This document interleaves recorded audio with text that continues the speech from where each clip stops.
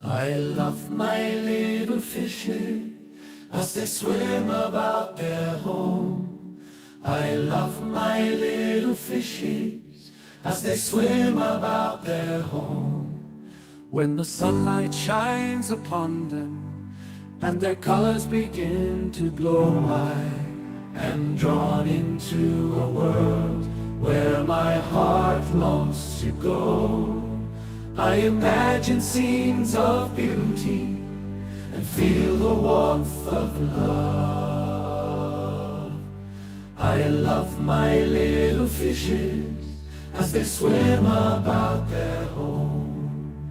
I have traveled the world over, but never found a peace that comes from watching my fishes as they swim about their home.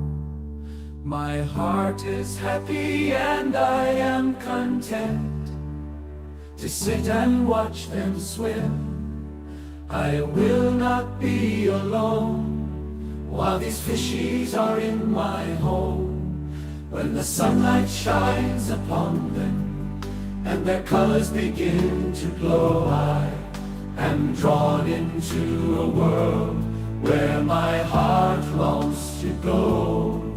I imagine scenes of beauty and feel the warmth of love. I love my little fishes as they swim about their home.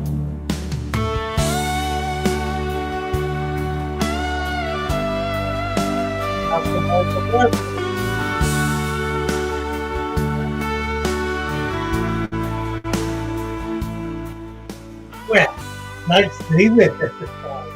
Hi there. This is Father Fish and my sidekick, Dina. Hey, everybody. We're here to entertain and to educate and to have a good time. Yes, we are. So welcome aboard. This is Father Fish. Hey, Dina, how are you? Doing good. How are you doing? I'm all right. Glad to hear it. Just day by day. That's it. I've been doing a new therapy. Yeah? It's called red light therapy. I'm sure how's that going? Well, pretty well, actually. I used it. I bought the mat, which is about 6 foot long, so you can lie on it. Oh, nice. Or use it as a wrap. I wrapped my legs in it because I was having a lot of trouble with my legs, with swelling and with the skin not being real stable. And it's changed it. I mean, it's dramatically, in a few sessions, like 4 sessions, dramatically improved the condition of my skin. And I've started getting the swelling down. Well, I had an appointment with my foot doctor last week. And I told him about it, and he said he's a deep believer in it. He uses it himself. That's impressive. He said he really likes it and it can see the difference that it's made for me. I was getting open sores, and that's all gone. It's all cleared up completely. So at least superficially, it's working. Hey. I just started yesterday using it as a torso wrap. I've only done 3 sessions. I did 2. It's supposed to do half-hour sessions. I did an hour this morning, right after I got up. It's still, it's too early to tell anything, but I'm hopeful. Well, for me, the torso thing needs to be deeper, which is part of the reason I did an hour, because my issues are all organ related. So I need that light to be able to penetrate. But what it does is it restores the health of the cell structure. That's amazing. it uses two very narrow ranges of the red spectrum, both of which are have healing properties, Wow. and does not use ultraviolet, so you can't get burned from it. Oh, that's good. I was actually debating on asking that. Is there any possibility of UV burns? That's amazing. Apparently not. I don't think there's been, at least I haven't read any research on using it for like hours at a time, but it has all of the properties that are touted for the proverbial med bed, Wow. which is that's the Star Trek healing, Right? That's what I was thinking. Which I have friends who are waiting around for it to become available so they can heal their bodies. Right? That would And be nice if we could make one. I'm forever telling them, you really don't want to wait on this. You want to Right. do what you got to do now, when and if it gets here. So it's kind of nutsy, but it's in that same vein of using very natural elements, whatever, as healing property, because all it is it's a spectrum of the sun's light. Wow. It's the red spectrum, but not the whole thing, because some of it is UV and changes your skin, but some of it is just they're like two narrow ranges. Both have researched and proven healing properties. So that's kind of nice. I'm doing that. So I'm going to get a new body here for long.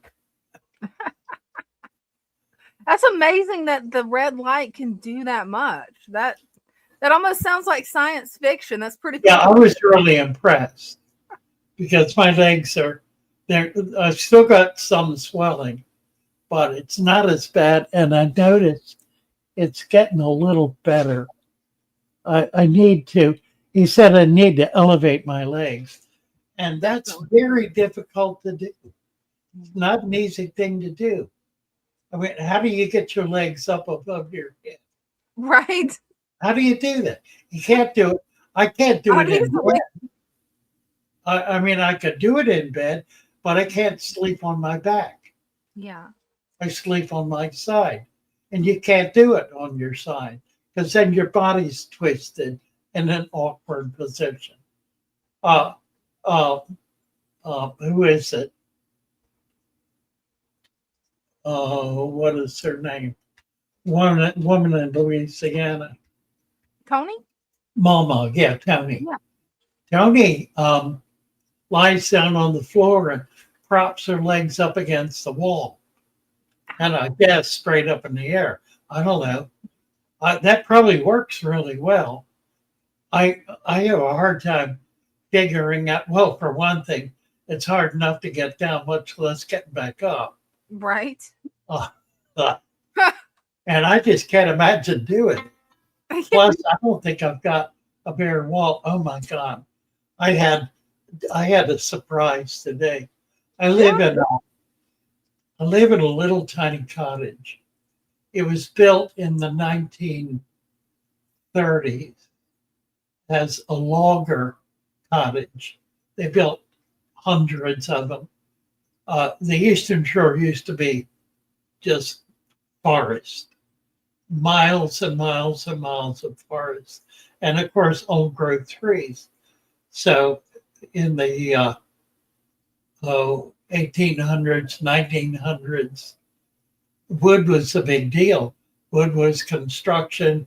Wood was boats. There were all the small boats were made of wood. This is pre-fiberglass. So wood was a big deal. Houses were all made out of wood. Covered wagons. I remember the covered wagons coming down down the road. You actually got to see a covered wagon for real? Yeah, they were on their way to Oregon. There ain't no way. You're not that old, Lou. So anyway, they built all these little tiny cottages. They were like 1-2 people things. The bedroom is a 8x8. Sissy is calling. See what she's up to. Hey, girl. Hello. Well, that's weird. Hello? Hi there. Hi. We're live on stream. You're talking to Dina and me and about 50 other people. Mhm. Oh, okay. So watch your mouth. Well, What's up? stop me if I'm saying too much, but I was just on TikTok and I'm watching Aquashella videos. Yes. So at the one in Dallas, they had a little table. They had little shrimp jars. Okay. It's a mason what? jar. Got a couple rocks, a piece of wood, and a plant with a couple shrimp. Okay. And I make like I can go up to the dollar store and get a 12-pack of mason jars for $10. Yeah, that's a good idea. We can do that. I want to do the our food and our substrate, the supplement, not the bags. Okay. And we'll have t-shirts, but that would be great. We could have Brenda make a few pieces to sell. Yeah, anything like that. Absolutely. All right. Well, I'll go get the jars. That way we've got brand new, perfectly sealing jars for it. Wonderful. And then Can me you and hear Brenda her? do what? It's Dina, okay. can you hear her? I can hear some. Not very well. Okay. That's all right. It keeps breaking out on That my sounds end. good. It's breaking out Okay. for everybody else, too. How many you think would be good to make? That way I know how many jars to get. We'll just do 8. Okay. If we get $25 a piece, that's a couple of $100. Mhm. Well, it's a 12-pack of jars, so I'm just going to do the whole Oh, pack. perfect. Okay. Sounds great. All right. Very good. See you in the That's all I morning. wanted. Bye. Bye-bye. Should have asked her how her cat was Yeah. and why she's not listening to the show.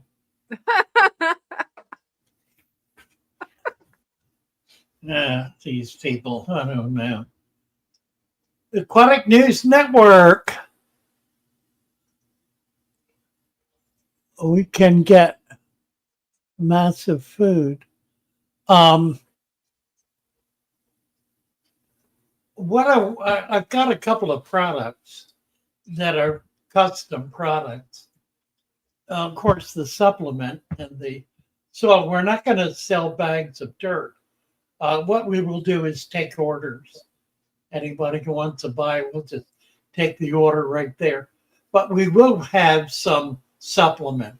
It's a smaller bag, and we can manage that. We'll probably do a special show price on it. There are 2 other foods that we're selling that we're really excited about, and they're both proprietary. We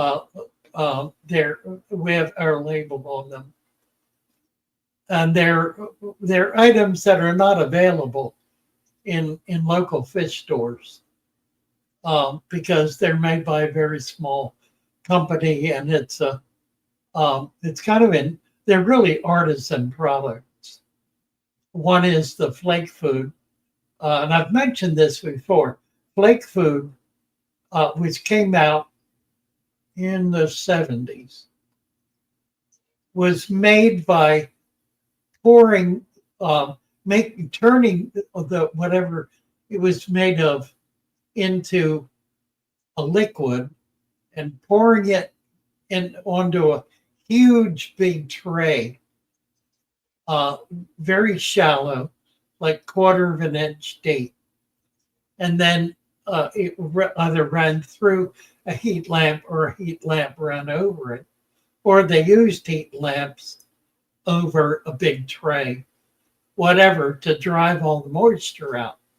And then when it was bone dry, after being at 400 degrees for 6 or 8 hours, they break up the flakes and box it. Well, that's flake food. What this company has done has figured out a process that creates a flake food at a near room temperature heat. It goes up to about 110, 115, which is not hot enough to break down the amino acids and the fatty acids.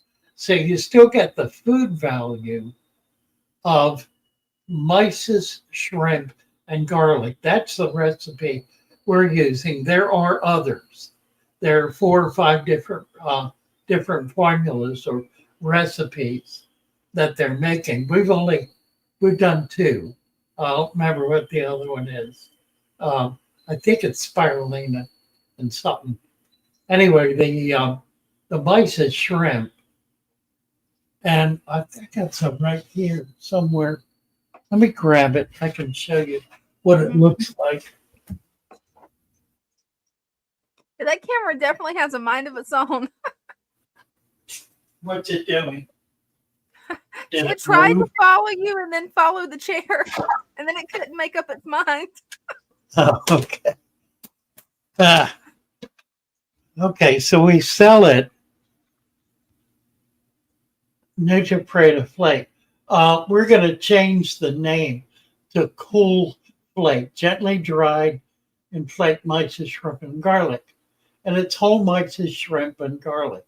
So it's not like chicken house waste or processing plant waste, like a fish processing plant where they turn all the garbage into a slurry and sell it in 50-gallon drums for like $10 or something.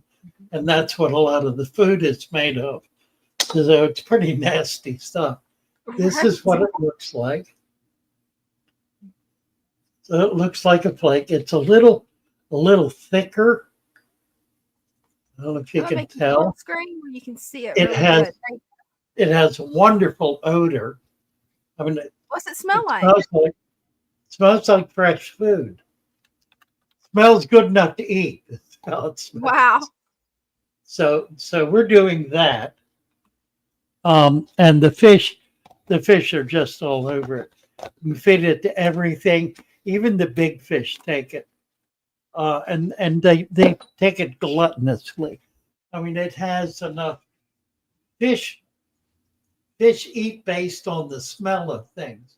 I mean, they make like there are fish that are predator fish that will grab whatever goes by and then hold it in their mouth and figure out whether they want it.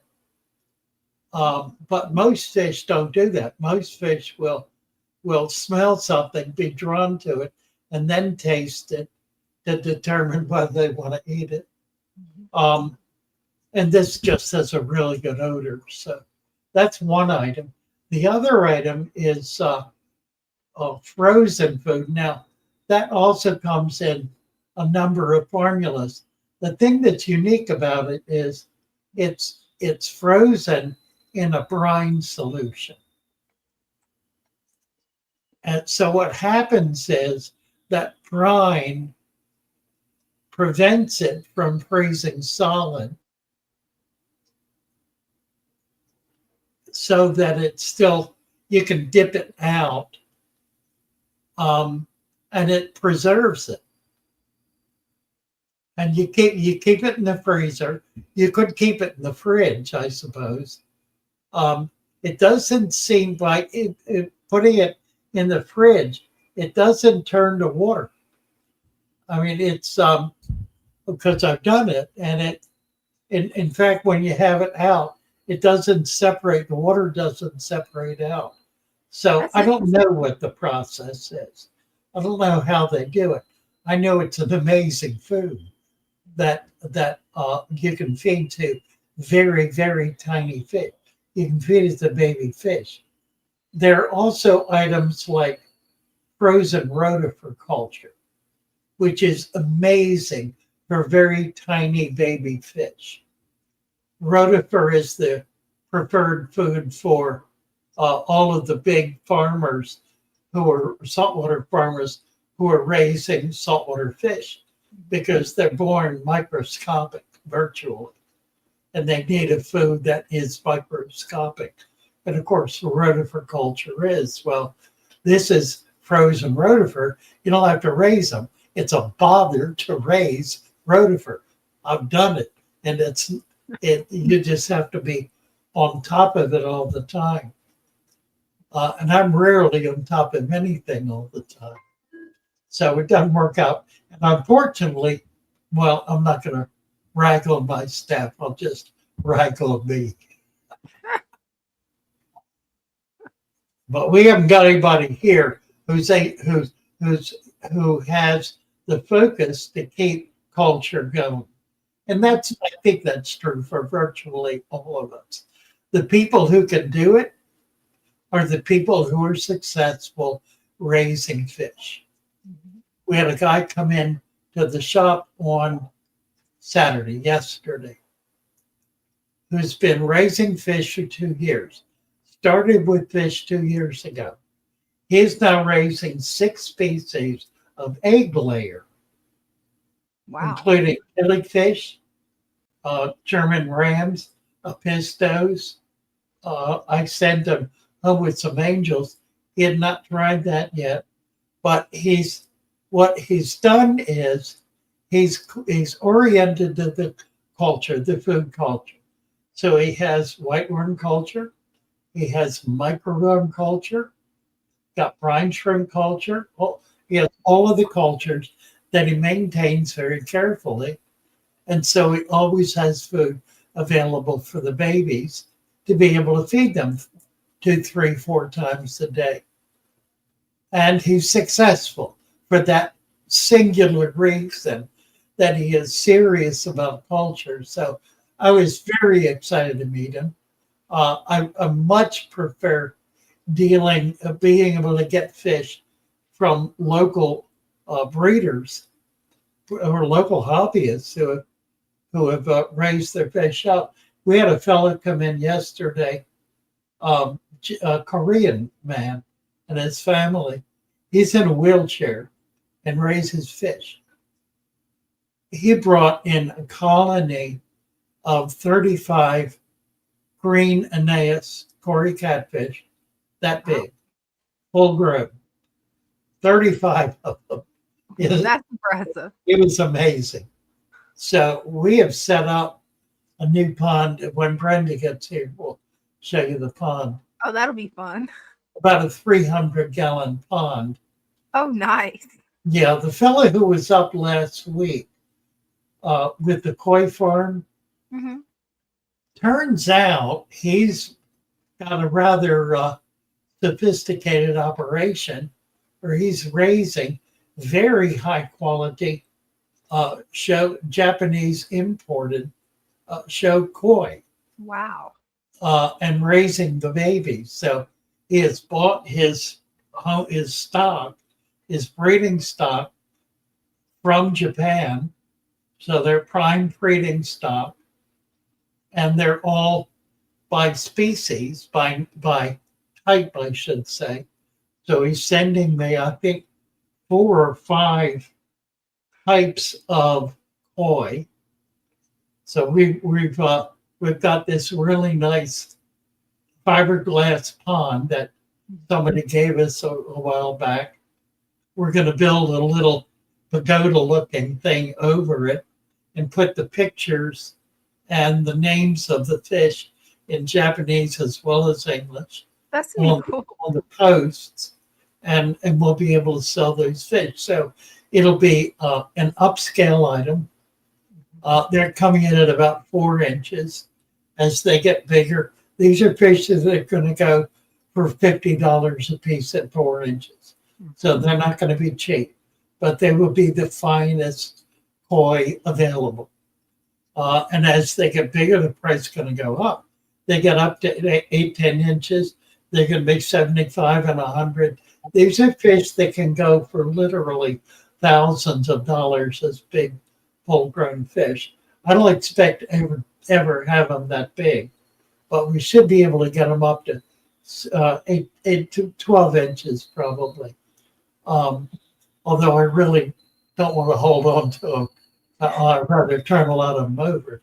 And the impetus will be for people to buy them cheaply, to buy them cheaper and then grow them out themselves. However, one of the reasons I'm doing this is there are a lot of extremely wealthy people who live on the shore. People who are billionaires or multi-millionaires with mansions, big, magnificent homes. There are tens of thousands of them. It's not a few, it's many. And it comes from a lot of it, old family wealth. This is a community that's been here from the 1600s. Wow. And there are any number of families that became wealthy in the 17, 18, and 1900s, and they were fortunate enough to have progeny that took an interest in the family and were able to continue that generational wealth. So all that is to say is there are a lot of rich people around, and we get a few in. In fact, we're going to be delivering an axolotl tank to one such person, their family, on Monday.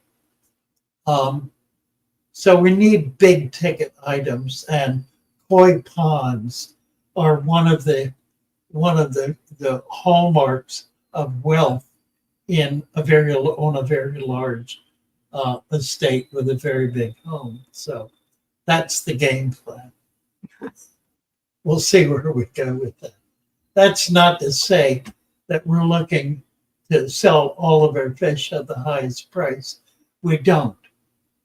Most of our fish are we sell at very low price because most of our customers are people who are watching their money. And we want to be sensitive to that. Mm-hmm. We got a bunch of people here. Yeah, we do. Adam's here. Let's get started. Hey, Adam. Wow. Hey. Hi, everybody. Love that pond. Look at this. Mercy. I'm just here to blow your theory that koi ponds are for rich people. Well, you're working on it. Well, like these guys are. I got to tell you, everybody, something. I don't know. Father Fish coached me when I was putting this in. He had me put 6 inches of sand on the bottom, and all the experts said, "Oh no, sir, you're going to need a UV light system. Can we sell you one of these $1,000 blah blah blahs?" And I really bet that Father Fish was right. And let me tell you, this is the heat of summer, and look at that water. It's crystal clear. That's gorgeous. Crystal clear. It's like no one can understand it. No, they can't understand it. They're like, "Where's your UV system?" I said, "I have one." Right. Mike, I have a question though too. These guys are really growing. Has Rick seen it? No, I should bring him over. It's a good idea. Yeah, you should. Tell him I said hello. Okay. Yeah, we were trying to stop it today, and we got there too late. They were closed, but there's 7 of them in here. I got to tell you, I wasn't prepared for how fast they grow. Some of the koi experts out here probably laughing at me, but we put 7 in here. I mean, I could tell you, if you see the orange one swinging by right there, you see him? Oh, beautiful. Yes. He's like, we got him at 4 inches. I don't know what size he is now. He's the size of a little lane snapper. Like 6 to 7 anyway. See him? Can you see him back there? Oh yeah. Look at that. Here's my question. Am I gonna run out of real estate here with these guys? Am I gonna have to rehome a couple? Yeah, absolutely. Absolutely, you will. I'm guessing it's 1,100 gallons if I just take the pond. What should I have put in? Good. Yeah, it'll be good for a year or two. But, once they get up over 12 inches, they're going to start stretching. Then you're going to have to make a decision about expanding the pond or something. Maybe I'll ask What my do you neighbor if got I for can. real estate? You I'll got ask my plenty of neighbor if I space. can go in his yard. Yeah. All right. There we go.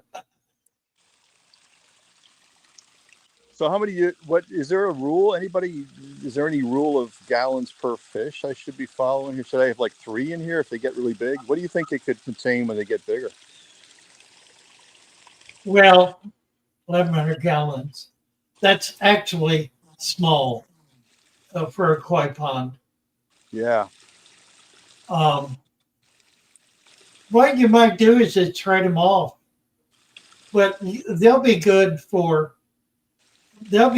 probably 2 years, and they may stunt too, which would be okay because that means you'd be able to keep them. Oh, you're saying they may grow to the size of their environment and stop growing? Well, not exactly. If you control the feeding, right now you feed them to get them bigger, but at a given point, you don't want them to get bigger. So No. at that point, we slow down on the food, which will keep them growing more slowly. And you can slow that way down. What kind of pattern? Like a one daily? I do one daily with a little snack in the afternoon. Do one That's daily. that's fine. Yeah, That's that's okay. really, yeah, you're enjoying what you got. It's very attractive. They're out swimming around. It's a great pond. Looks good. Obviously, you can see the fish in it, which is a big plus. And Yeah. you don't have it, and you don't have it canopied with netting, which I appreciate. So many of It's the like, guys have to net their ponds to keep the birds out because they didn't build them right. well, you had me build it right, but also too, we had some blackbirds here in the wintertime, and those things are badasses, man. They chase away anything. All 2 right. blackbirds moved in. They chased away the 3-foot heron. Oh, Nobody wants to nice. mess with the blackbirds. Nice. Yeah, they come here and they take baths in the wintertime. In the winter, they take baths and drink water up there. And the big herons try to come around, and they're like, no, not today. They chase them away. I That's think good it's advice. great. Thank you. Thank you. Yeah. Thank you for the advice. Thank Appreciate you you. guys. Bet. All right. Appreciate Thanks. See ya. that. Thank you. All You right. bet. Bye. See ya.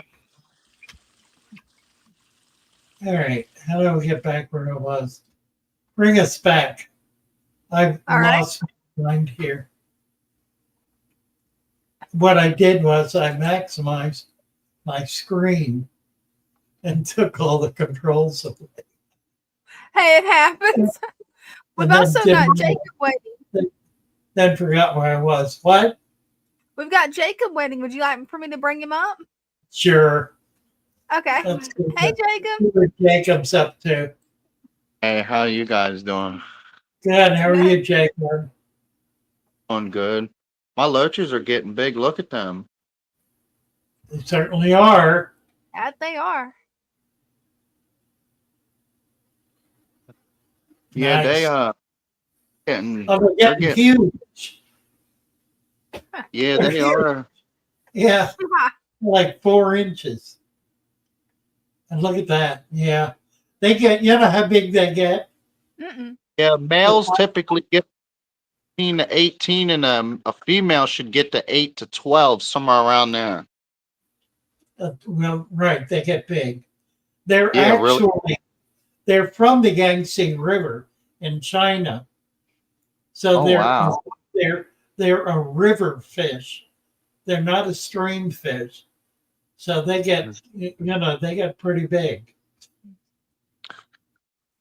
Yeah, that's why they seem to like to hang around the moving water. They do like to hang around like the pressure.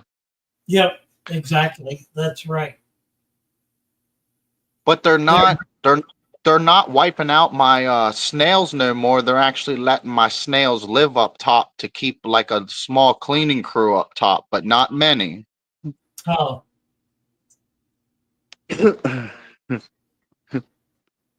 Yeah, it's doing really well. Look at the tannins in the water. You can see it.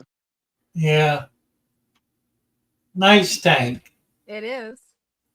Very Mhm. nice tank. Yeah, they're doing really well. There's the female. She comes back here. Oh no, that's the male.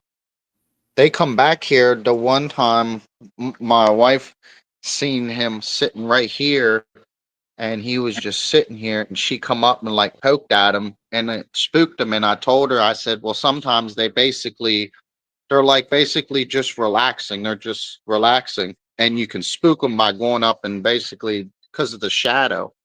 There's my female Pleco. She got big. Yes, she did. There, there's my male. He's in there with like 4 females, so I know he's loving it. Nice. There's one Yeah, of them. look at that. Very healthy tank. Mm-hmm. Nice tank. You did a great Now, job, Jacob.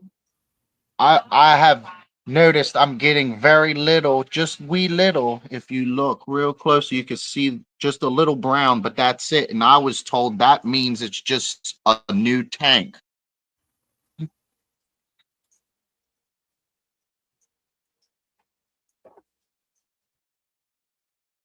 Well, it's a very healthy tank. Oh yes, I'm not getting no buildup down here whatsoever. It's just very clean, very clean. It's just sand and soil because I put it together very properly and I allowed it to for that function to kick in and work. And this is the exact result. Yeah. Yeah, yeah, yeah.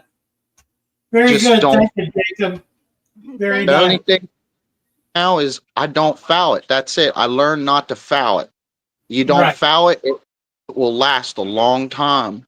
That's the key, isn't it? It is. Absolutely.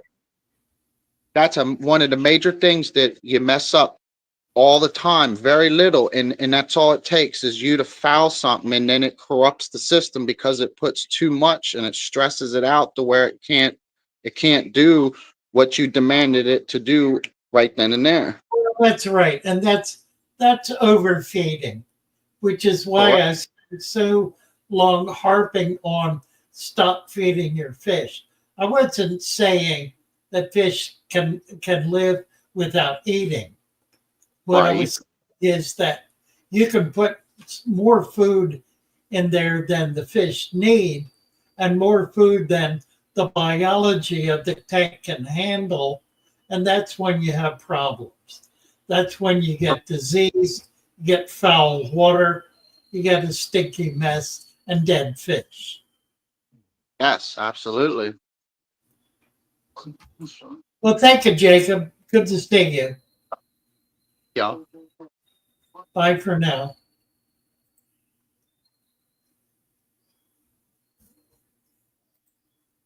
There we are. And Oh, what do we have for questions here? that's what I was Let's just see. supposed to ask. He was ready for some questions. Well, here we Well, go. Yep, that's the one I was going to click. Oh, all right. Hello, Father. Oh, by the way, write down the timestamp for this Okay. to You give can get a to pic. give to Racing Turtle. She's doing a weekly Q&A video that's extracted from these live streams. So we want to help her out as much as possible by giving her the timestamp so that she'll be able to more easily pull out the stuff we really want in those videos. So Botaniquariums, cute name, I like it. I have a query, Father Fish. What do you think about mixing different species in a community, like mixing American and African cichlids together along with arowanas from Asia? Just an example. Well, funny you should ask that. I think I've done that for a long time. When Brenda gets here, I will show you a 130-gallon tank that has Malawi, Tanganyika, Central American, and South American cichlids in it. It's a cichlid tank, except for some plecos. Everything else is a cichlid, but there are cichlids in there from all over the world. Now, there are some amazing things about that tank.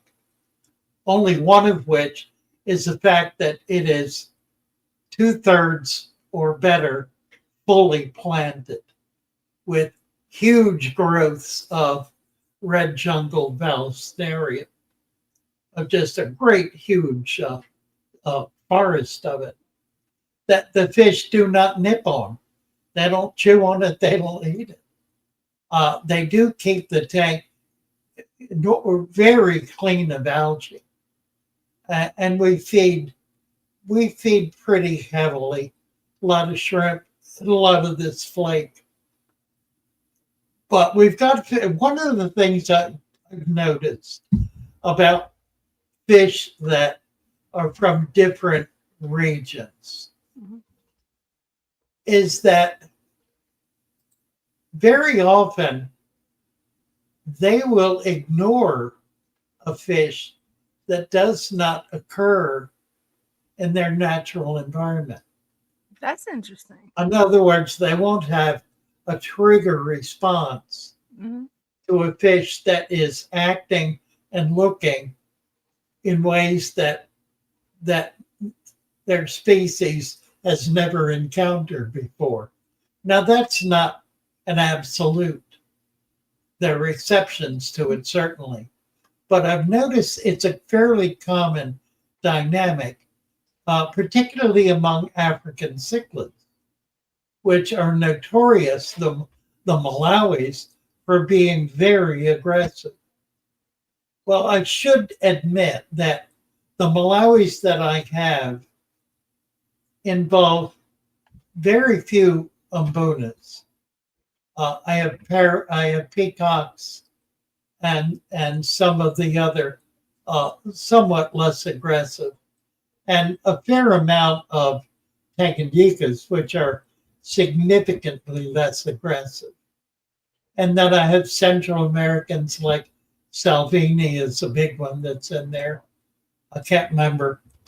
There are a few others. But yes, you absolutely can mix fish from different environments. The problem with mixing arowana is that they will try to eat anything they can put in their mouth. And they have a mouth bigger than they are. They really do. They do. They have a mouth so big it can take in something bigger than their own body.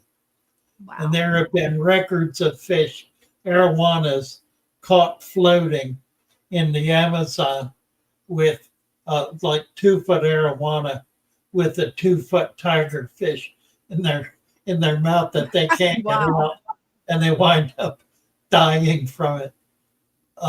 So they're highly, highly predaceous fish. They are not an aggressive fish at all. That is, they don't fight, but they do try to eat everything they can. And they have a shovel-like mouth, a steam shovel mouth, and a belly that expands to be able to handle the load.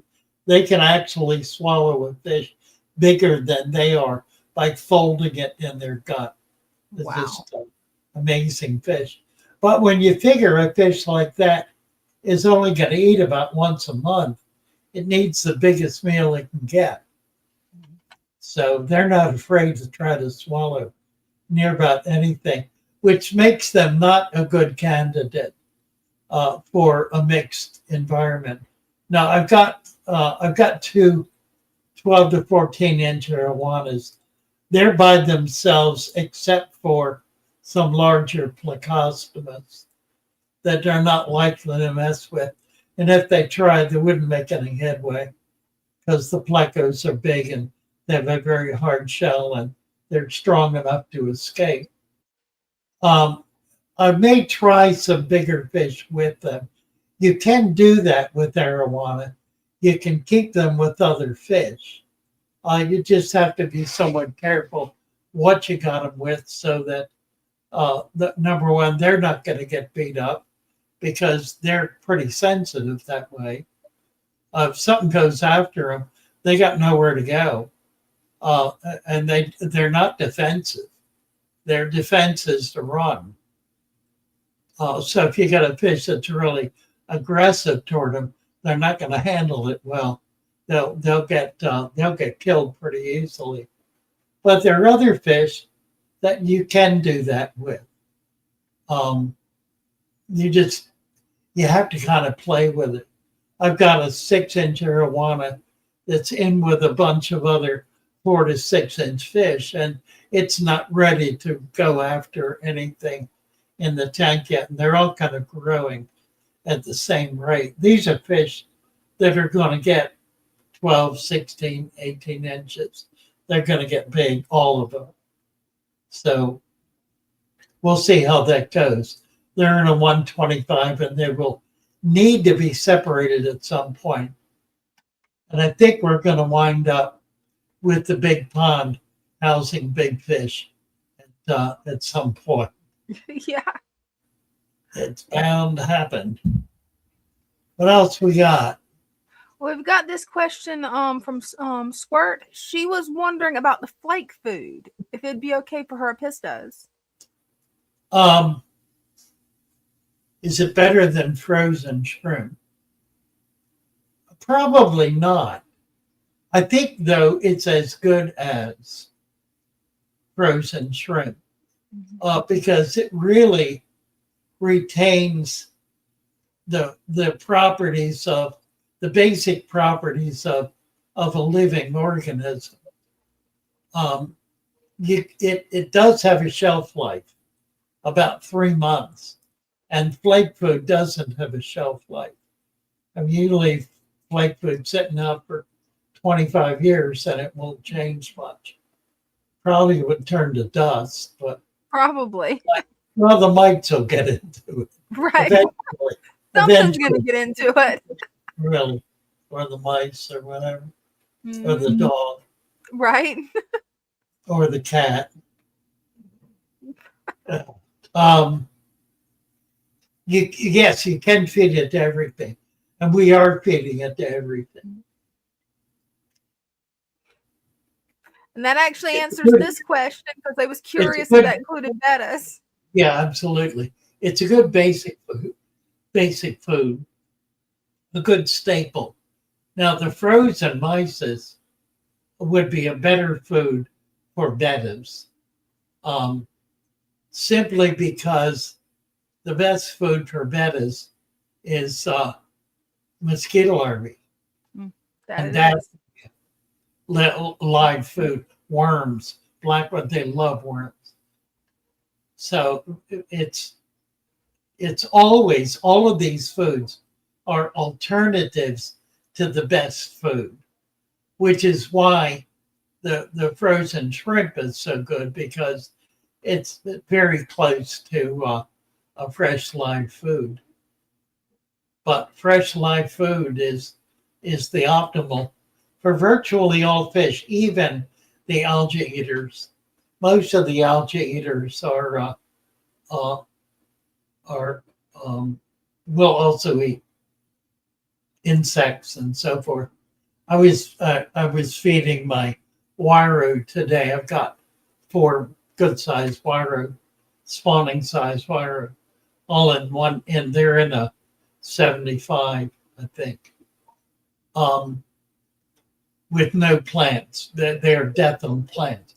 Now, I found I can have floating plants, but for whatever reason, they won't eat floating plants, which kind of doesn't make sense to me. Yeah, but that doesn't. That's strange. I don't understand it. Anyway, I was feeding shrimp, and they were ravenously attacking the shrimp. Just very excited to have it. So most fish are that way. That even the vegetarians, well, like the silver dollars, they'll eat worms and bugs and whatever you want to give them. Mm-hmm. That is too. Mhm. Make sure you're writing down this timestamp on these for Okay. Jolie so that give her make it a little easier on her. I Definitely. think that's going to be. I think that's going to be a really nice series. Uh, we had some really good response to it. To the first one, Ryan did one. That was it was clips from live streams, and the Mhm. kind of comments were that they really enjoyed the informality of the Q&A, and Oh, and that's good. so I'm also gonna I've been writing for TFH for a couple of series now, and I'm going to suggest to them a sidebar Q&A column. I Oh, that'd get be nice. I get so much material Mhm. from responses, comments on videos, direct emails, comments here on the live streams, um, that I really do have a great resource. Plus, people calling me up. I got a separate phone. I finally got a phone with a private number, so I'm not on the phone all day. Right. But I enjoy doing it, so I wind up doing it half the time anyway. But I give that phone to the staff. Matthew Plowden, thank you, Matthew, for your $20 donation. That's very kind of you and very generous, and we do very much appreciate it. We're going to Aquashella, and I'm taking 9 people with me to Aquashella. We're going to take the whole mob, and we're going to all be outfitted in our Father Fish shirts. You got one? You can show off. Mine are not here. Well, I've got this one that I'm wearing. I've got my hoodie on. Yeah, I've got the one that we did the swamp Actually, one. yeah, we did the swamp. It's that picture. I think they're black or blue, aren't they? Black. Yeah, I think black. Yeah. Anyway, we're all going to be wearing our Father Fish t-shirts, so it'll be like a mob scene. We're going to just come in and take over. We're going to be featuring some products, and we will have a platter with tasty cakes there, which we get at a very low cost from down the street from a supplier who brings us boxes of this stuff every week. So that's going to be our birthday cake. We'll have a big card to sign, and we'll give out pieces of cake or cookie to everybody as a birthday meal or whatever, a birthday treat. What is this? No show until tonight. Dark water tank is so dark the phone wouldn't show much. The 10 gallon has an algae bloom. Been running concrete 20-hour shifts at night causing some neglect. Wow. Well, it happens, doesn't it? That's perfectly normal. Well, thank you, Matthew, for the notification. It's not going to be showing off as text in it. You could anyway if you were to show them at their worst. I mean, there's always room for that too. That's true. But there may be no point to it for you. So, what's here? Christian's here. Let's say hello to Christian. Hi there. Hey there, how y'all doing tonight? Good. How are you? Ooh, look at this. This is my 60-gallon long that I used as a grow out tank. Yes. And I had a bunch of baby German blue rams in here, but they all grew out. And so I kept 2 of them, but I sold the rest. Oh, good for you. And so I'm currently trying to decide what I want to do with this tank next. And my question for you tonight is, do you think that angelfish would do okay in this tank I just had it on the brain. That's exactly what I was going to suggest. I think it'd be perfect. You want to get a couple of pieces of slate that you can prop up because they lay their eggs on a vertical surface, a Oh yeah, hard vertical surface. So cones, if you can get a cone, I think it'd be perfect. yeah. I've actually got a breeding pair of marble angelfish right now.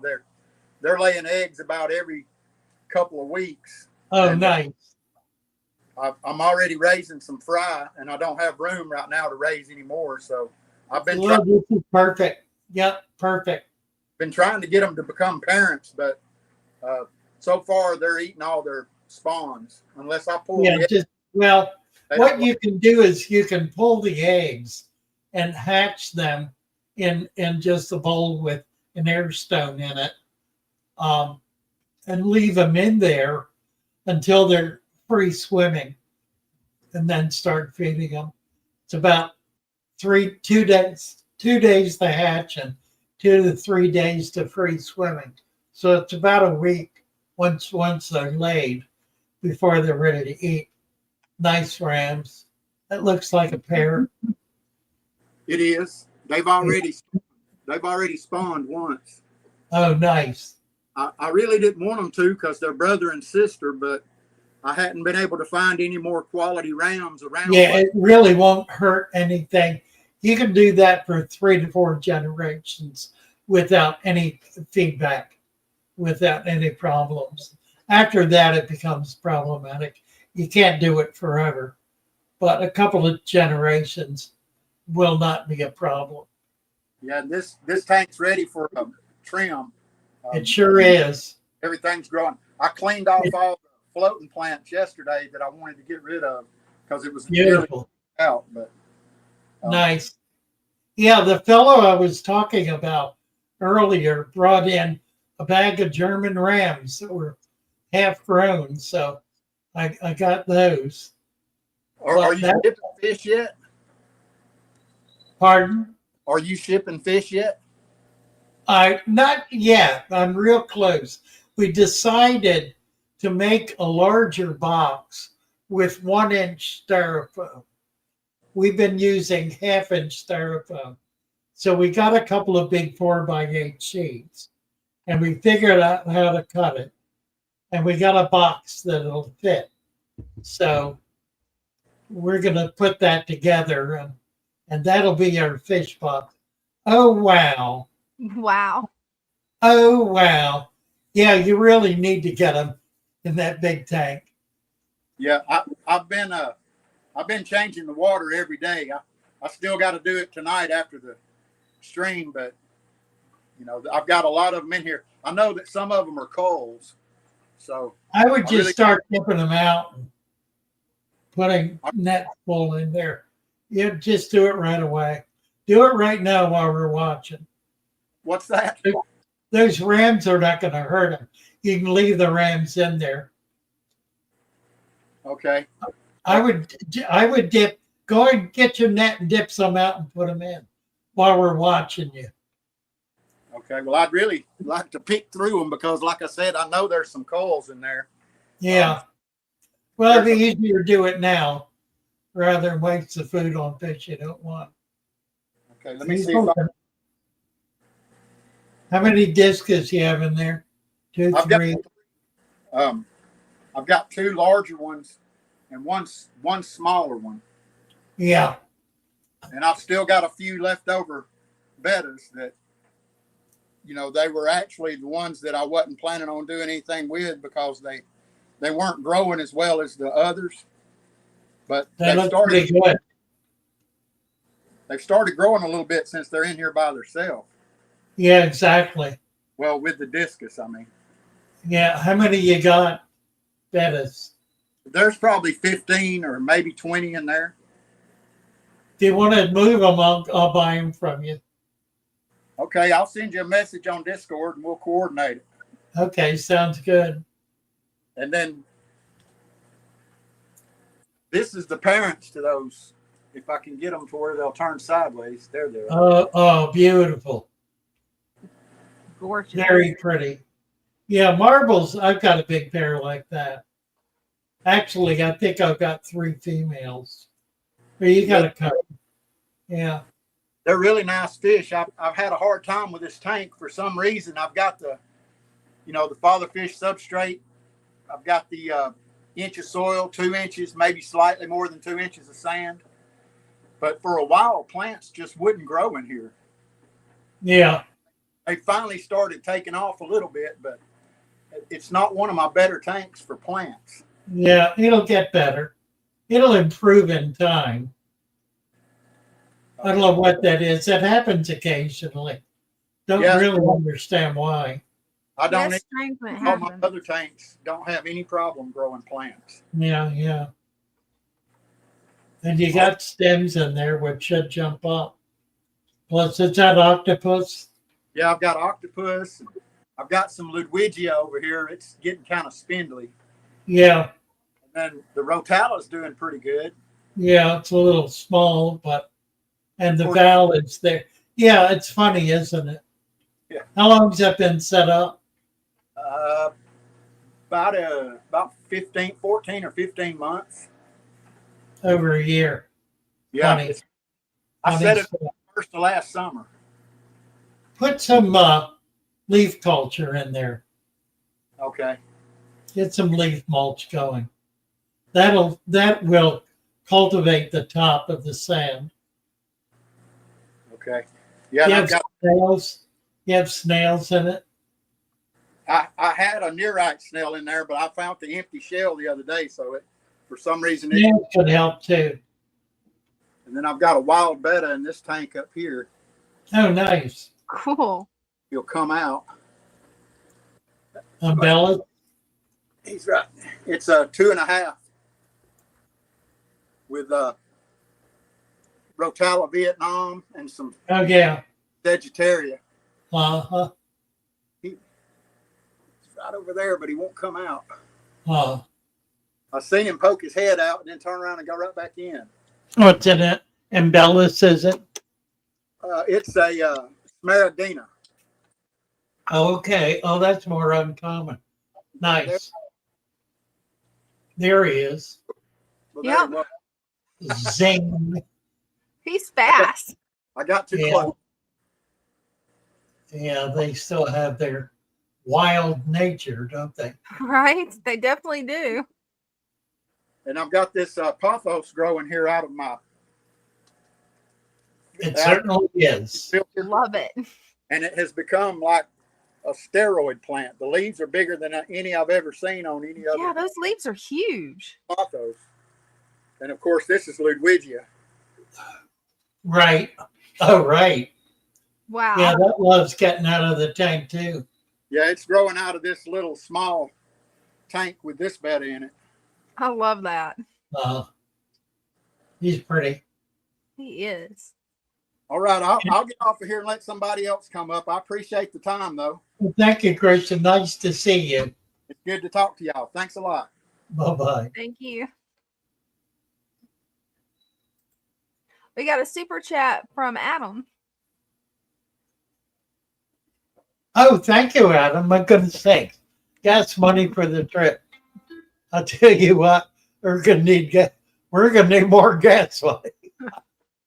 I'm paying the hotel bill for everybody, and I'm buying one meal a day. I'm doing dinner every day. I could do breakfast. That'd be cheaper. Probably.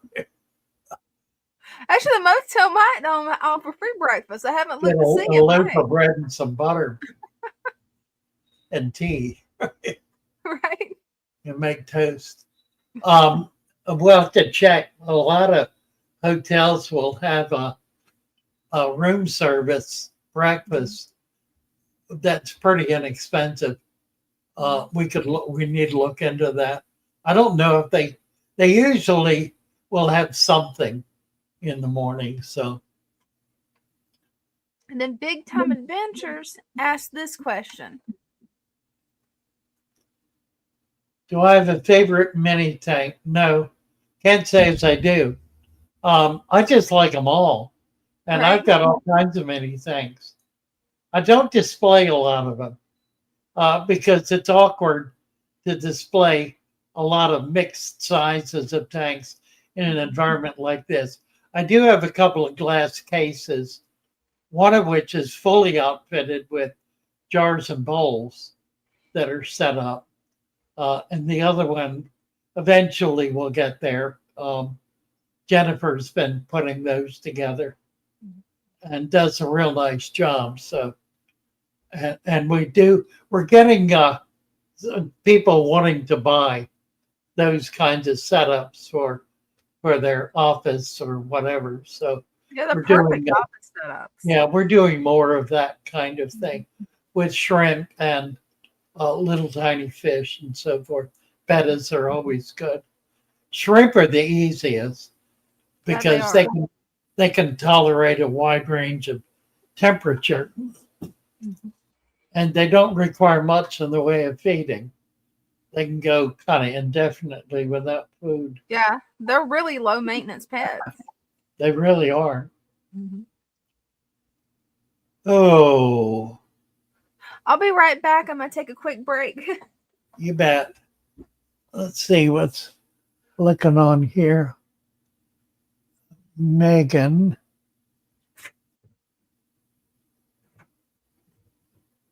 Wow. Megan got a 4.0. I know she was just finishing up the semester. Wow, that's pretty impressive there, Megan. Pretty impressive.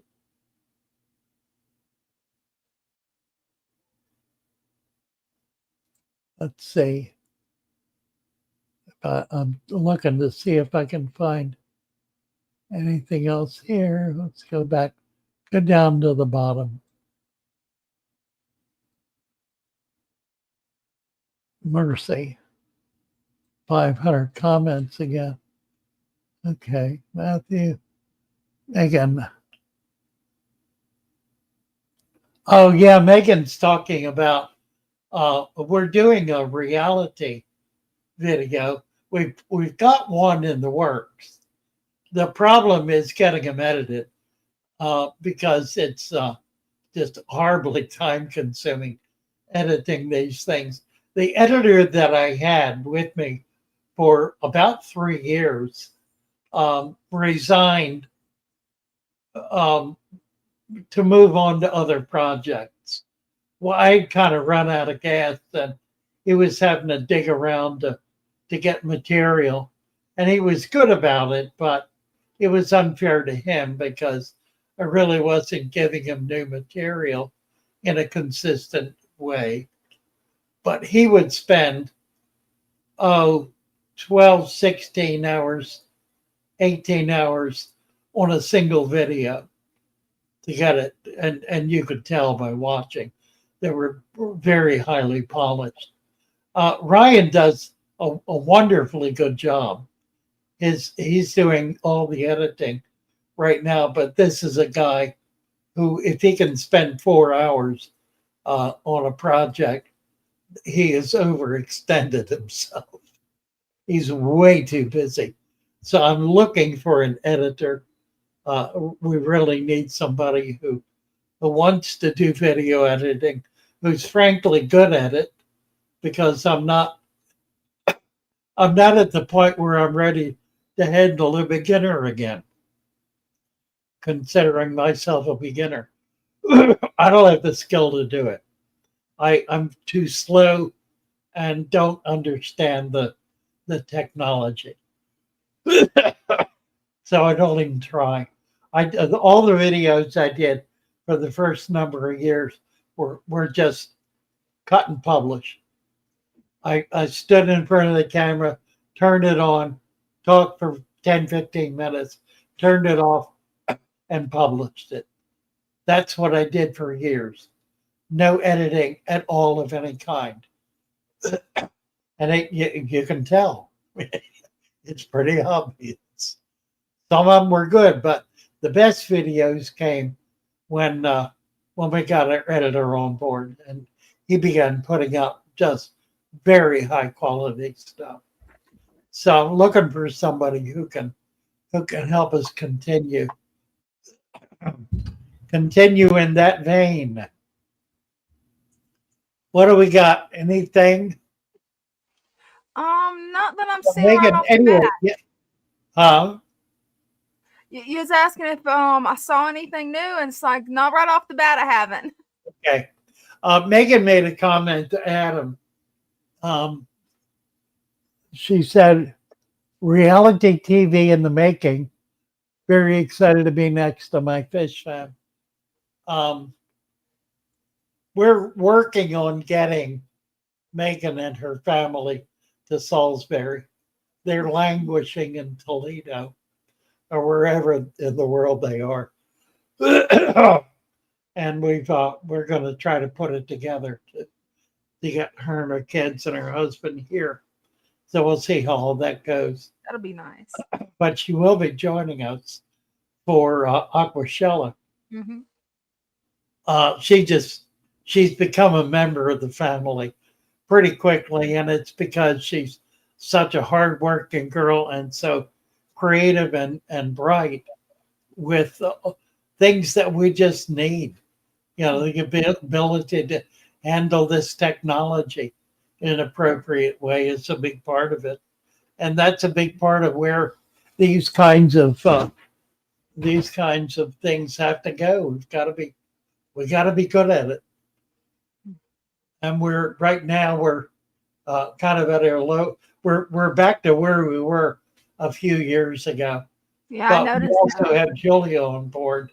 She's doing the shorts and doing a nice job with that, and is going to be putting together the Q&As, which will be cuts from these live streams. So looking forward to that as well. That'll be nice. And I could even add some to that.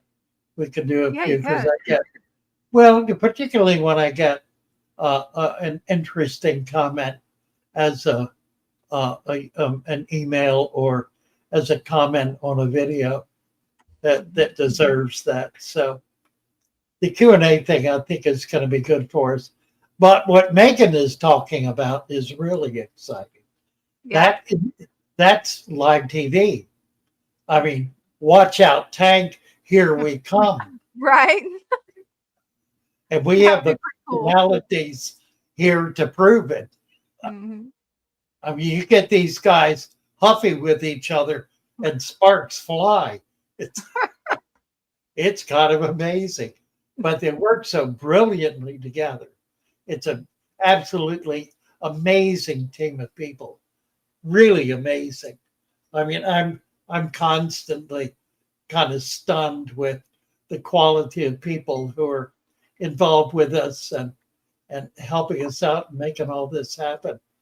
And I just don't want to lose one of them. So I struggle. I put myself in a position where I've stretched the budget to get one more person on board. We're pretty well stable now, but I just mentioned something that's going to cost us more money, and that's an editor. So here we go again. We have to be growing.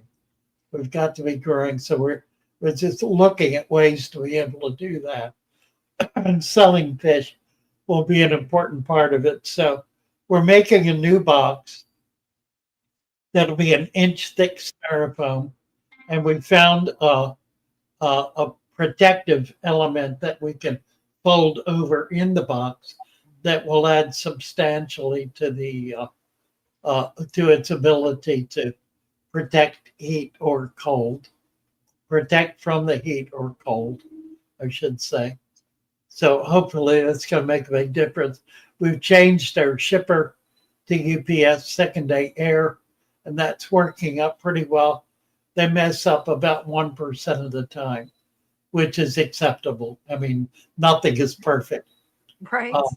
but they're good. And so far they've been very good.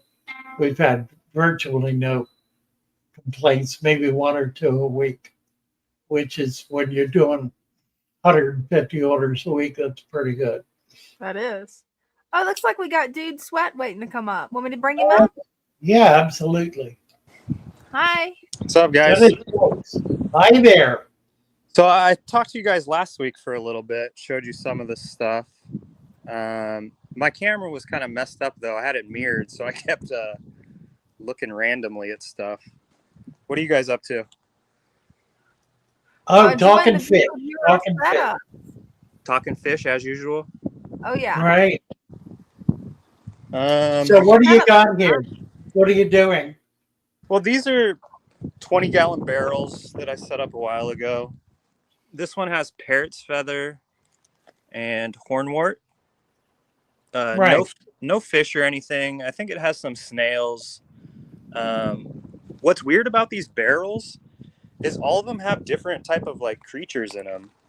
Like this one has scuds, but this one has no scuds. This one had a bunch of mosquito larvae, and none of the other ones did. Now it's got guppies. Now, yeah, I put the guppies in. They ate up all the mosquito larvae. Right. But yeah, this one gets way more algae since the fish are in here. But yeah, I used to have the guppies in this one, in this big 125-gallon insert. But after summer, it just gets too cold, and they'll end up freezing. It doesn't freeze over, but it's cold enough where they can't survive without Where are it. you located? I'm on the central coast of California. Oh, okay. So yeah, it doesn't really freeze here, but it gets, 30s, 20s sometimes. You can do things like shrimp and the rice fish. Yeah, I've been thinking about doing rice fish out here. I haven't put any of the shrimp out here yet, but I've been thinking about it. Shrimp will do well. They show handle cold really well. show you the shrimp. Here's my other fish collection. I love how it. nice. Oh, look at that. Yeah, Are they ceramic or? they're all different. Some ceramic, some metal. They're beautiful. Cool. Nice. So yeah, I just try and collect random ones. Right. You got a swordfish over here. Oh, he's gorgeous. All right, here's the actual tank though. I love loaded with plants. It's a lot of house plants in there. Yeah, there is. Yeah, I think this is the lucky bamboo, right? I think. Okay. Lots of hornwort. This is Java fern, I guess. Yeah, probably. Yes, it is. Looks like it. Yeah, and then more parrot's feather from outside. Lots of pothos. Lots of pothos, right? Yeah, lots of pothos. What is this? The octopus plant? Mm-hmm. Pogostem installata. Pogostem, yeah, looks like it. That's such a neat plant. I like it. Yeah, and then what else we got in here? I don't think we have any.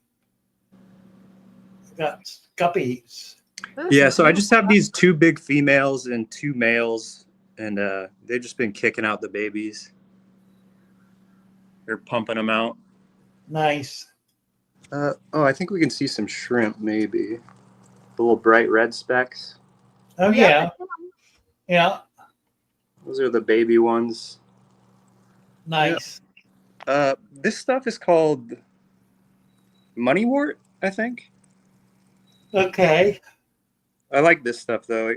It grows just like the pennywort out of the water pretty good. That is cool. Just more different pothos. I like that you got snake plants in there. That's really unique. Yeah. Some of them have rotted, though. Like, I'm not going to lie.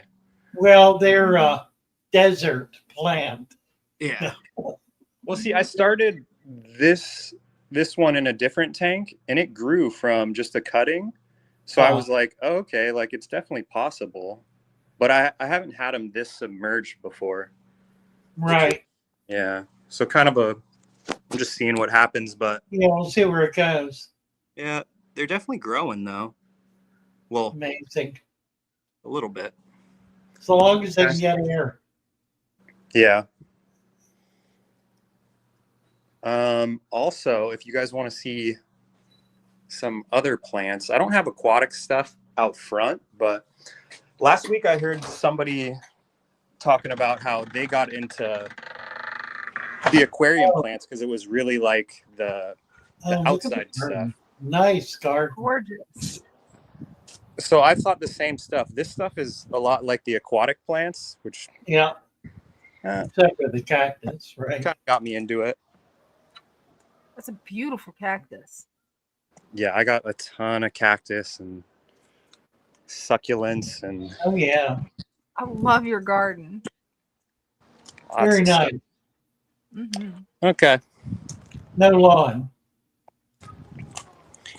Yeah, I was thinking about putting a pond out here, but I Oh, already that'd have be that one cool. out back. Hmm. But I don't really want to dig anymore. How Yeah. deep is that? That's only like a foot. Yeah. Only like a foot deep. Which Well, wouldn't you be can bad raise for it a little up, put a shallow pond. liner in it. Yeah. It's a possibility. I'm thinking a tree though. Okay, Yeah, but I just have a ton of nice, cool pretty. plants. Okie dokie. I'll let Thank you you, guys get dude. back to your fish. Happy to meet you. You bet. Thank you. Thank you.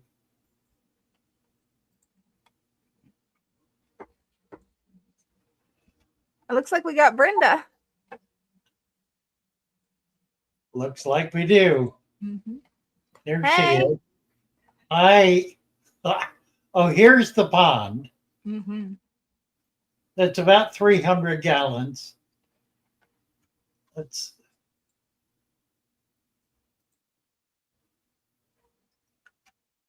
That is a nice pond. so yeah. I think it's going to be really cool. Somebody came in. I mentioned with a bowl full of green Aeneas Cory cat. So I dumped them all in there because I wanted to keep them together. And I figured they'll make a good cleanup crew for the koi. So that's their new home. And we probably will not have plants in it. We'll have to see how it goes. We may do some potted plants, some like bog plants. That would probably look nice. Stuff growing up out of the water around the perimeter. But we're getting about 40 koi on Tuesday that are going to go in there. We've got to get a filter hook up to it yet, and we want to do some kind of superstructure that'll make it look Japanese. So it'll be cool. That is gonna be cool. And then I want to have pictures, probably embossed pictures of the different kinds of koi with their Japanese character name and then English translation. So showing the kinds of koi we're carrying. But these are coming from the fellow who came up last week, who it turns out has a very legitimate koi operation with some real quality fish. So we're excited about it. He's cranking out the babies and he's doing an appropriate call. So, has a clear understanding of how to proceed and is learning the hobby and learning the industry. There's a lot to doing koi. It's a very refined, detailed kind of process, but he's all about making it happen, and he's got some nice stuff. So we're excited about that. Yeah, I love that pond. Can't wait to see what it looks like when you get everything set up. Well, it changes the room. We had that bench in the front that you could sit on and watch the tanks. Now you can't do that now. You have to sit on the edge of the pond to see those lower tanks. So that's kind of problematic. We may need to try. I don't know what we can do about it because there's just 2 feet of room to walk between them, and we can't put anything else in there. So, but we're maximizing our space, and I think that'll be very attractive once we really get it all together. It'll be fun. That it will be. Wonderful. Let's see. I was trying to think of something. Oh, show us the arowana, the big ones, Brenda.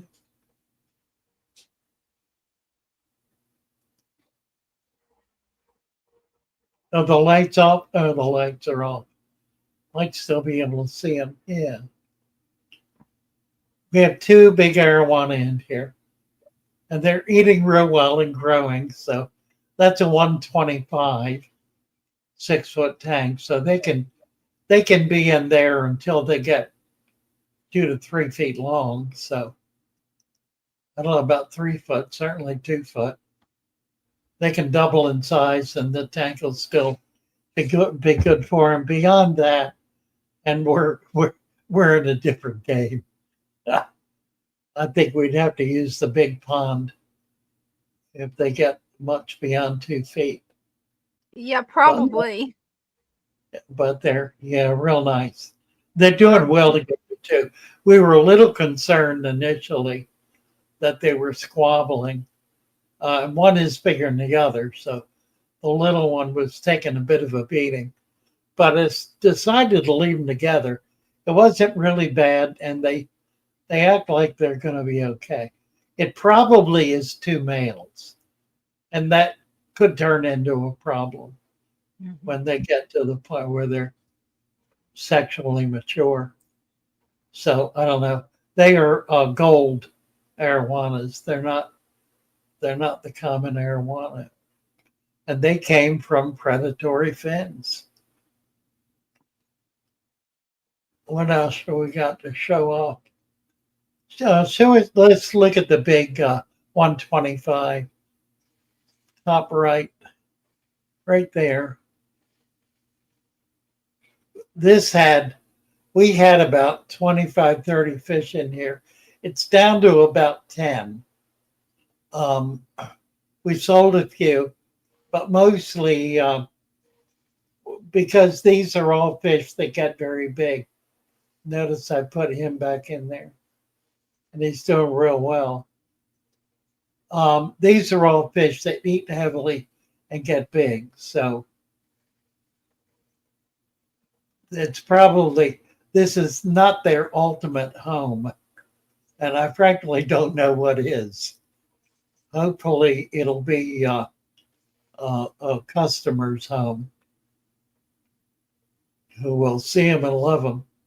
When they get big, they get real spectacular. And there are people who just really, really enjoy big fish. So we wanted to have the opportunity for folks to be able to get some big fish. That's a datnoid just shot by there. We had him out of there for a while. I put him back in, and he's doing quite well. I think we had him in. We took our shovel nose out. Not sure why. Do we have any bikers? There are 5 or 6 bikers in that tank. I don't know if you can spot any. They're just really starting to grow. We have a few that are maybe 6 inches. They come in at about 4 inches, 3 to 4. But they're starting to come along. Yeah, I'm not seeing any. She's not finding any. They're probably hiding in the back. We've got about 3 species, I think, of biker. But that's something we'll be able to improve on and get more of the oddball bikers. They're just all hiding, aren't they? That's funny. Yeah, it seems like they are. Normally they're all out. Well, Brenda fed them this morning, and I've been here all day, and I had to feed them, so they're resting from their bellies being puffed up by food. They've been eating shrimp all day,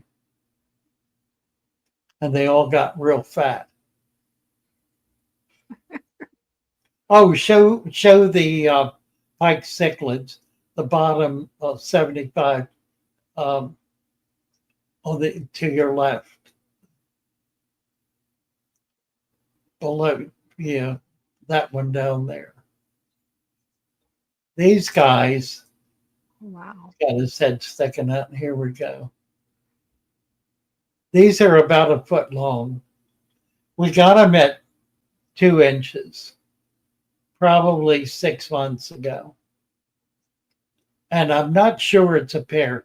They hang out together, but there's no difference in color. And I think they're reds, which means the male should be bright red. So my feeling at this point is that we have 2 females. And I don't know quite what we can do about that. Trade one maybe if somebody's got a couple of males at some point. But I could be wrong. And it could not be reds. It could be another species. I really haven't looked them up to see exactly what we got, but they're real healthy. We had them in with the big the big brown cichlids. What do they call them? My poor brain. I don't know. The big round cichlids, several. We had big gold ones. We got 2 of them in there. I put them in the pond, the gold severums. And I put those 2 koi back in the pond. They've grown. They were languishing, and I found a dead one in the little tank they were in. So I got them back in here now we'll see how they do. I see them both. Hopefully they'll be okay. Hopefully. I don't know, somebody was beating up on them. I didn't really figure out who is. Probably the severum, actually. So we may wind up. I really don't want to mix them in with the show koi because I don't think I will. We'll just figure out something else to do. We do have some outdoor ponds that are growing plants, and we have a few fish, a few guppies, and shrimp in some of those outdoor tubs. This has a lot of plants growing in it. We kind of use it as a rehabilitation tank for plants that get kind of get beaten up or abused. We plant them in here when they drop the net in, and very often they do quite well. They grow back nicely. So Love that pond. There's a balustrarian needs to be planted.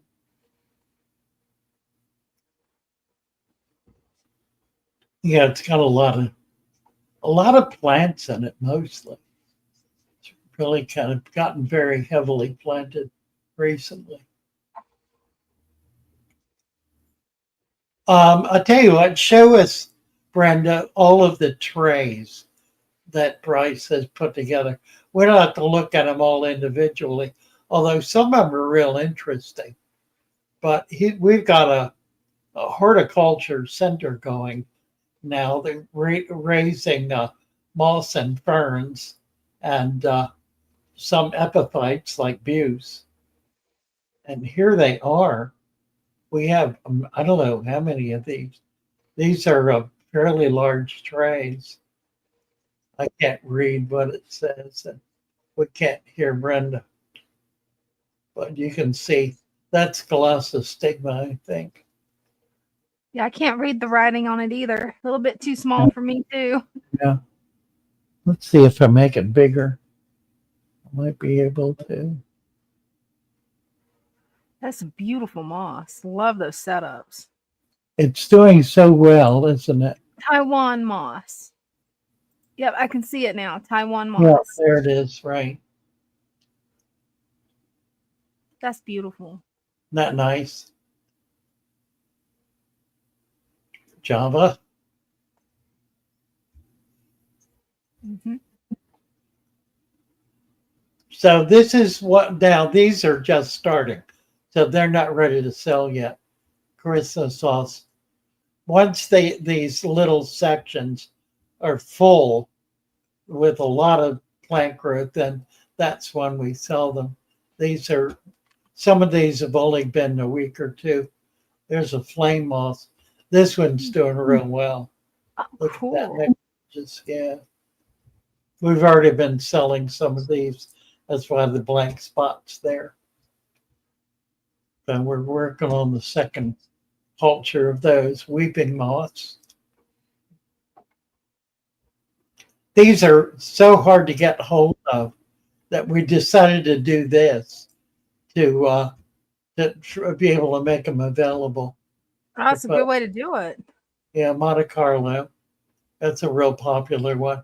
And we have some. It's coming along. It's a little slow, but we have enough patches to be able to sell it. That's what is that one? That's I don't remember.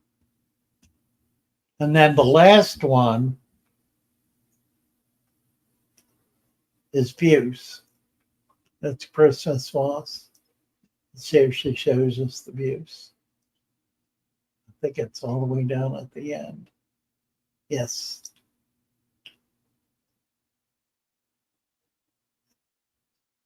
There it is, right there. It's July 15th. These are all Buse. That's They're coming along really well. Yeah, nice. But they had kind of a rough start. We didn't have good culture to begin with, but they're coming along real well. I think it's going to be nice. And these are simply our vats. There's another tray that got put down the bottom. We've run out of space up top now, so I don't know. We need to expand that operation somehow. We have plants. Mostly these are plant vats. We do have a few fish in some of them. We do have some baby fish. We have baby, what do we have right now? We have baby electric blue acara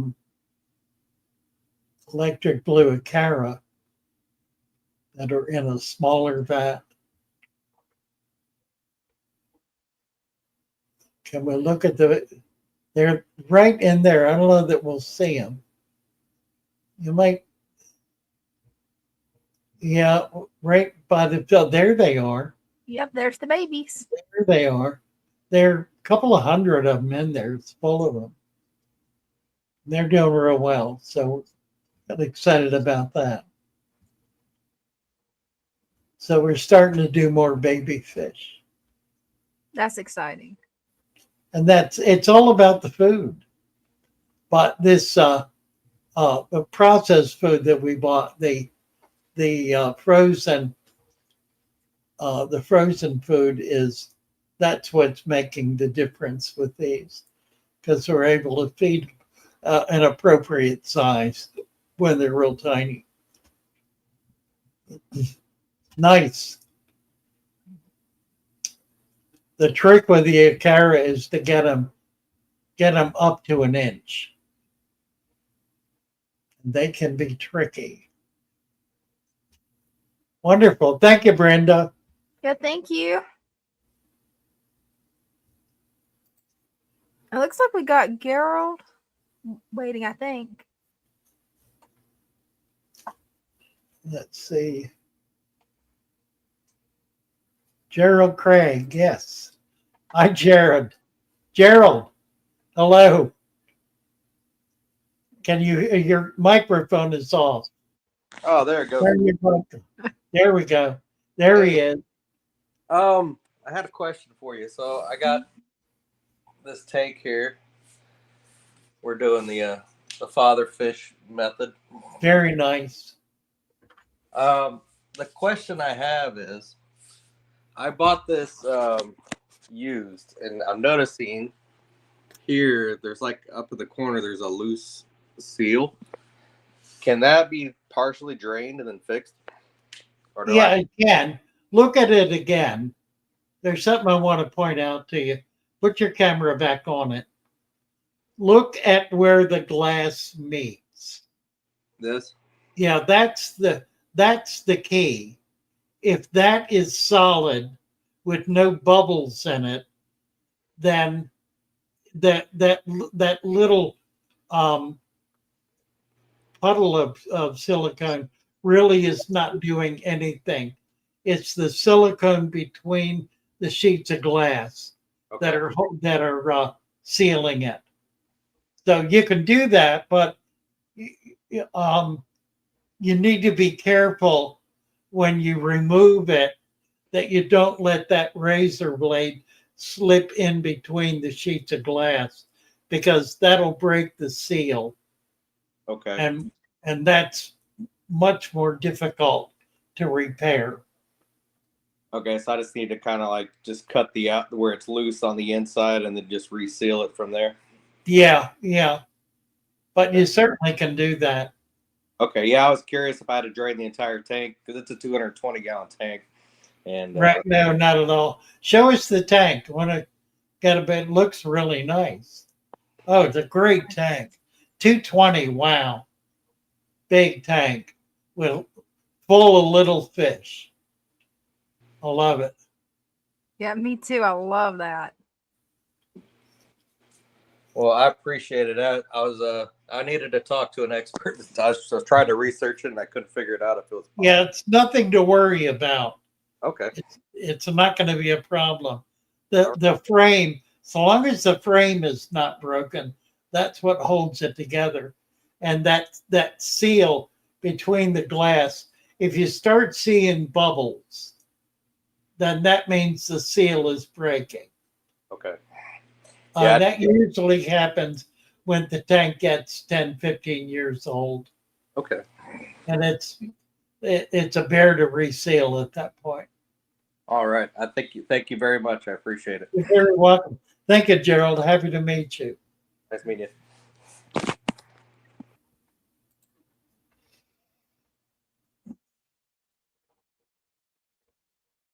Oh. Actually, I think that was what this question was related to. I think that may be the same person. I'm not 100% sure though. That's somebody else. Isn't? Yeah, same question, same issue. You certainly can just drop the water level down to if the problem is high up. If the problem is on the bottom, then you don't have a lot of choices.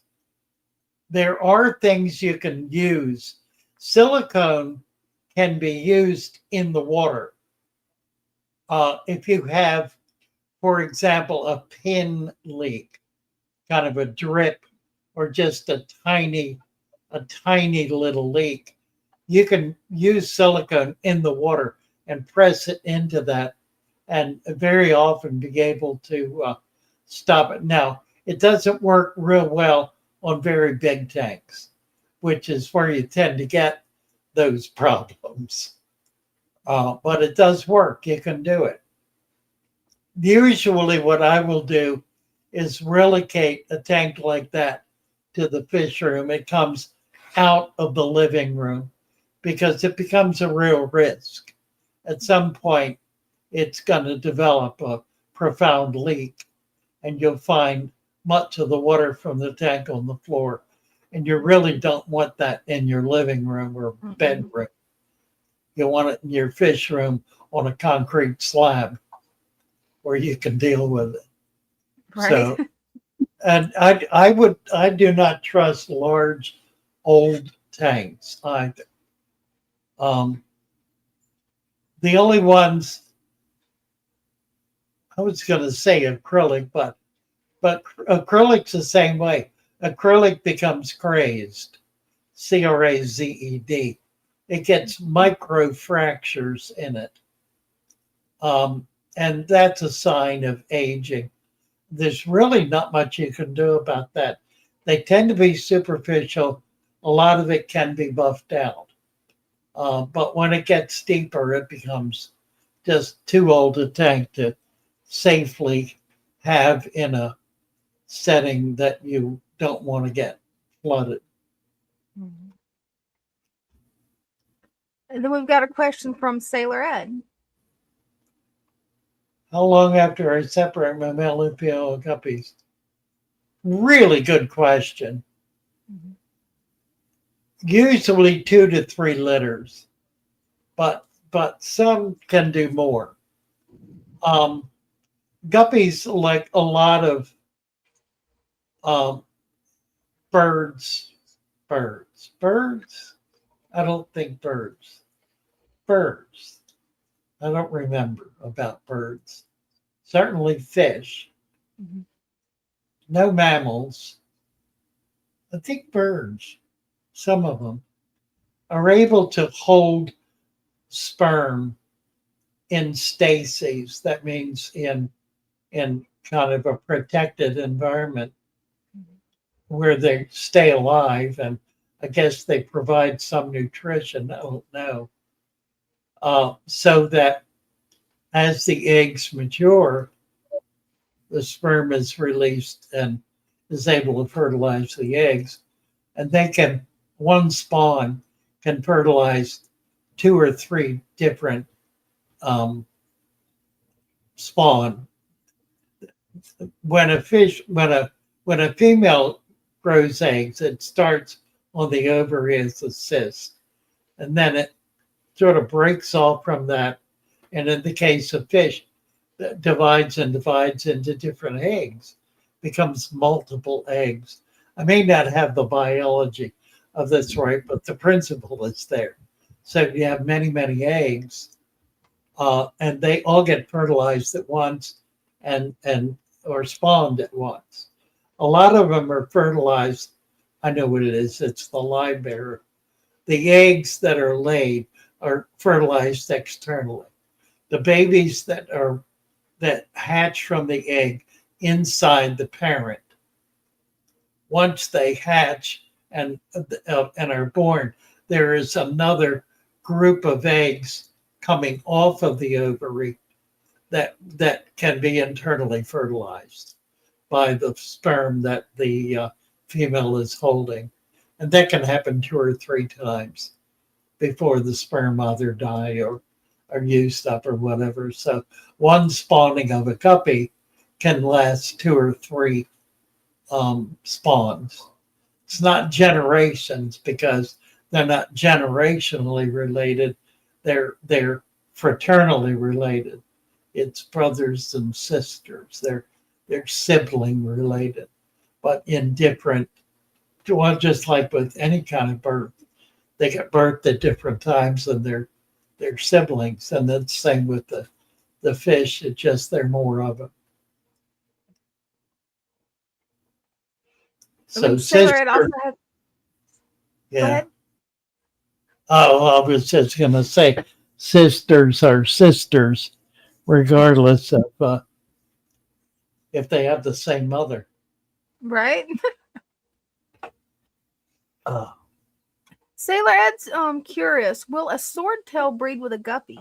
no, it'll try. It may try, but only rarely does anything come of those. The genetics are just too unique.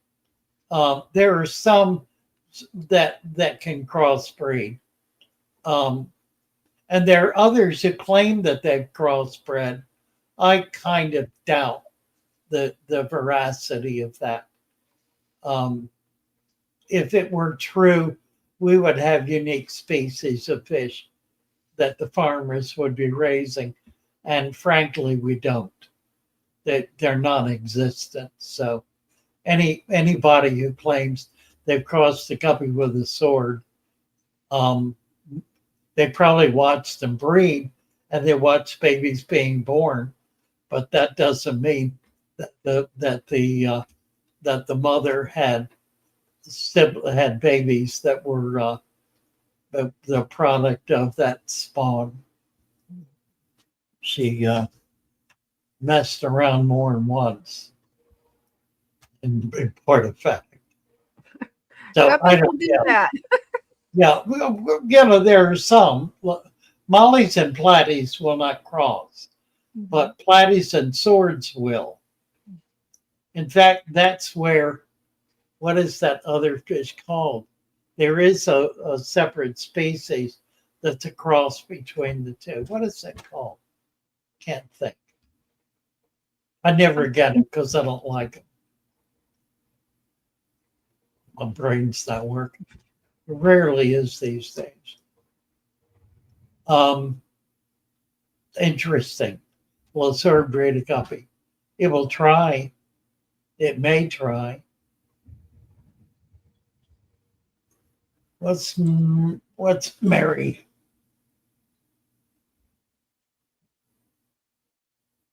Yeah, yeah. Celery talking about sperm storage. Mhm.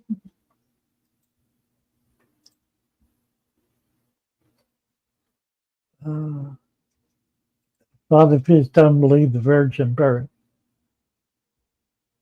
I do. I do. I believe it happened once. Mhm. Now, it's possible for an egg to divide on its own. I mean, it's not unheard of. But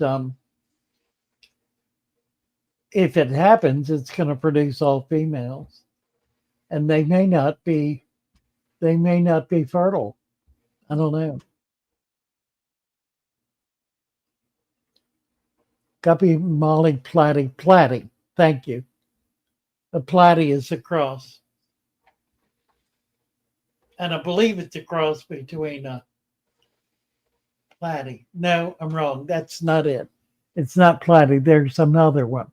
What's the other one? Inlet? It's pardon? No, Inlet? it's like a Platy. Hmm. The only one I can think of is Platy's sword telling Molly. No, there's another one. I need to look at a little list. I don't have one here. Oh, I could look it up. I know what I can do. Oh, there you go. I can look it up on Seagrass Oh, yeah, that'll work. because they're online. Mhm. Uh-oh, What happened?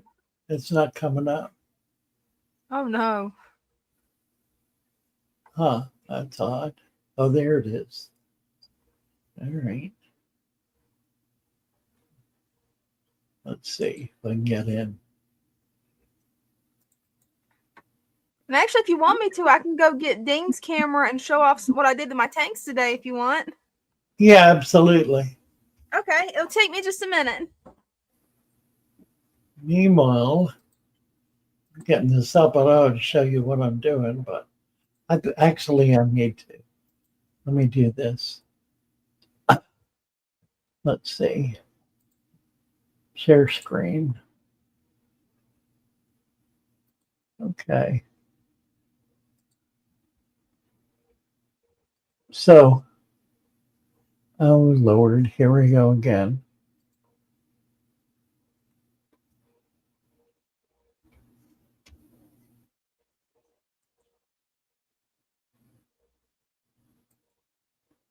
Share screen. Tropicals. Let's see if this is going to come up. There we go. Okay. All right, let me get over and find this now. Freshwater fish.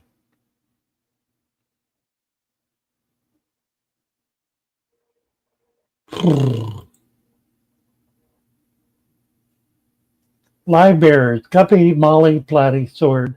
Here it is, Variatus.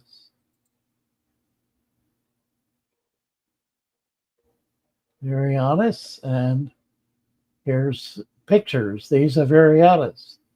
And they're pretty fish. And I believe they're a cross between a platy and a sword. I could be wrong about that, but I seem to recall that. And they've been around a long time and have developed some nice color variations you can see. So pretty fish. They're probably a bit hardier than the platy, but I really prefer the platy.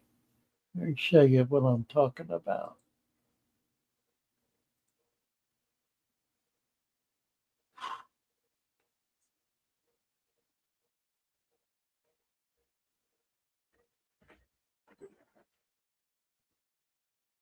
Oh, did you find it? Yeah. These are platies. Mm-hmm. And then the one I was looking for is the Variotis, I'm which not most familiar shops with that. don't carry. But here, yeah. Oh, that's a pretty one. Yeah, they're nice fish. Someone needs to check me out on this as to where they came from. I think they're across, but I won't swear to it. They're beautiful fish. They're pretty. I love Yeah. that one. That's one of the oldest ones, the black. It's got some interesting markings. Yeah. I think my problem with them is when I remember when they were first developed, and I was not particularly impressed with them at that point. There wasn't anything. They were more like that, I guess, without the colorful tail, but nothing quite like that. Wow. They're anyway. Those styles. Hey, I'm glad you found them. How do I get out of it I think we click. You got it. like that? Hey, that Yeah. worked. See if I can actually get this to working. Ding set it up so it should be set up right. All right. Let's see. Is that turn the right way? I think we're there. There? Yeah. Okay, awesome. Here we go. Okay. Well, this is Oh, very nice. the Fatherfish Turtle Paludarium, 75-gallon. It's the one that leaks, but figured out where the leaking point is, and I just have to keep the water low. Got 2 baby musk turtles in here.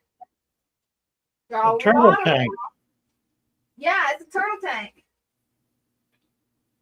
But right now, they're not out. I was hoping they would be out, but they're not out at the moment. I still got a That's lot of really water. that really has become a very nice tank.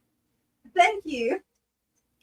Yeah, I'm still working on improving it. There's a few other things that I want to do that I'm slowly doing over time.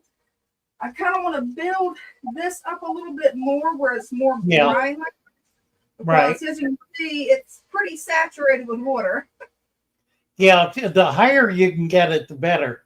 Because at some point, the female is gonna want to lay eggs, and if she can dig down without getting to water to lay those eggs, there'll be a chance they'll survive.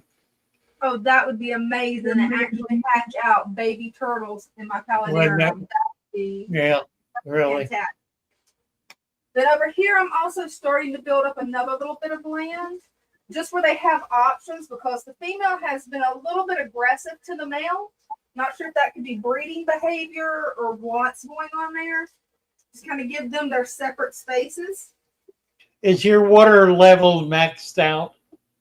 No, actually, I need to get it back up higher. I can max it out at this line. So let me see if I can get my finger on it. It's backwards. Right. Oh, you could be much higher then.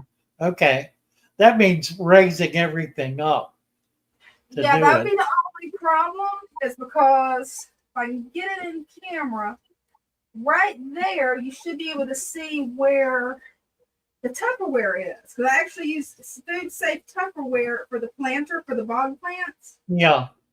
So I'm trying to keep it under that, but close enough to it where they actually have plenty of room to swim. Because this But that you could raise up. Just lift it up. Oh, I didn't think of that. Yeah, you probably could just lift it up for a couple of rocks under there or something. Or sand. Yeah, or more sand. That'd be perfect. Yeah. But the jungle's definitely coming along. I'm going to have to give it another trim because the mint definitely grows fast. But the plant growth is stunning. Yeah, it definitely grows back. Actually, I think I cut it all back about 3 weeks ago. And yeah, you can't even tell I cut anything. Yeah. That's what I love about the mint is it just grows so quickly. And I'm slowly working on getting the aluminum plant to take over this area. Ah, So I have the aluminum plant here, my bog plants, and then lots and lots of mint. nice. This is the other tank I've been working on. This is my little rice fish tank that I got from LRB. Love these little guys because I don't have to have a heater. Don't have to worry about them. Eventually, I'm going to build a giant pond for them outside, but still got that in the works. Want to find the right spot. I removed a lot of the plants from the front. Still got a lot more to do because I'm slowly transferring the plant from this one over to this one. This one needs Right. a little bit more work because I did have an outbreak of a mix of hair algae with way too much guppy grass, which killed out some of the stem plants. But you can see where I'm going in with the Sagittarius, planting it, and that'll be a better place for my guppies to hide anyway, because these little diamond tetras, they definitely become part of the food web, sadly. Huh. But Right. you know, as many guppies as I've got in here, I have a lot of babies. I don't know if you Oh, can see yeah. them on camera. Oh, yeah. So I'm still trying to give them a place to hide until I can get the moss transferred over. I just left that hair algae just to let them hide. Can you hear me? Yeah, I can hear you. Can you hear me? Yeah, dude is wondering if the mint is fragrant. Oh yes, the mint. All I have to do if I want my room, if I want my fish room to smell like mint, all I have to do is do this, and the whole room will start smelling like mint because this is a Oh, small how room. nice. So whenever I'm working with this tank, this room smells amazing because it's the same type of mint that you use. It's herbal mint for making herbal teas or Oh, potpourri. cool. And it's turtle safe. Everything in this tank I've researched to make sure it's turtle safe. Because they do, when they get older, kind of like to eat plants. Right, right. But yeah, that's how my tanks are going right now. I'm going to be doing some more work on them next weekend, especially these two, that one, and that one will look way different hopefully next time. Looking good. That's great. Thank you, Dina. Thank you. Yeah, the phone died. The connection to the phone died. Oh, I'm gonna run this back to Dane just in case his boss goes to call him this evening. I'll be right back. sure. Okay. Dina.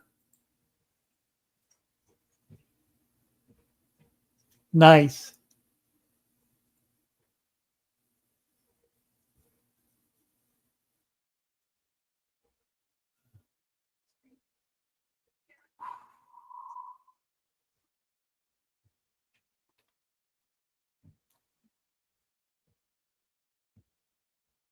Let's see, Mary Oliver. Seller, any male fry are next breeders. Really. Very nice. How are we doing time wise? Well, it's 10 of 8. Yeah, We it's got getting down to it. Away. Yeah, we got about 10 minutes, 5 minutes. Mm-hmm. Any other questions here that we've Let's just see. collected too? What is this? Oh, nice. Uh-oh, mysteries. No, you did not. Mm-mm. You did not. I'm sorry to tell you, you did not. What you got is apple snails. And they will eat every plant in your tank. Yeah, they'll decimate it. And they will breed prolifically. They give live birth, kind of one a day. So get them, if you have a planted tank, you want to get them out. Mm-hmm. Mystery snails do not live in temperate water, depending on where you're from. I'm assuming. Tina, where are you from? Where did you collect these? Let's see if we get an answer. Yep. She said, Long "Oh, good." Island. Pardon? Long Oh Island. yeah. Oh yeah. Oh yeah. It's Definitely gets chilly there. yeah, it's an apple snail. They get big. They get much bigger than the mystery snail. They'll Oh get yeah. the size of a golf ball. Mhm. They're really quite a neat snail, but you can't keep them with plants. They just scarf them all down. There are two snails that I know of that are voracious plant eaters.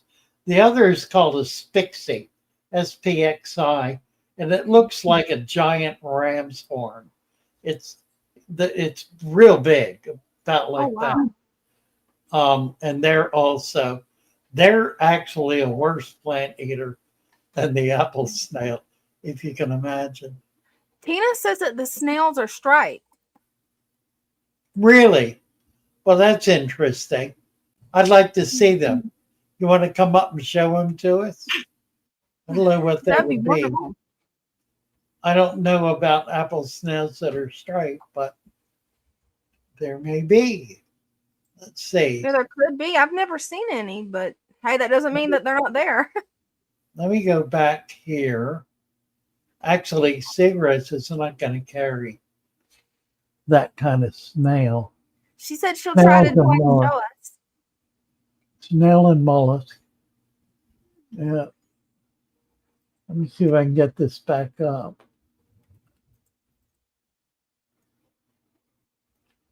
Let's see.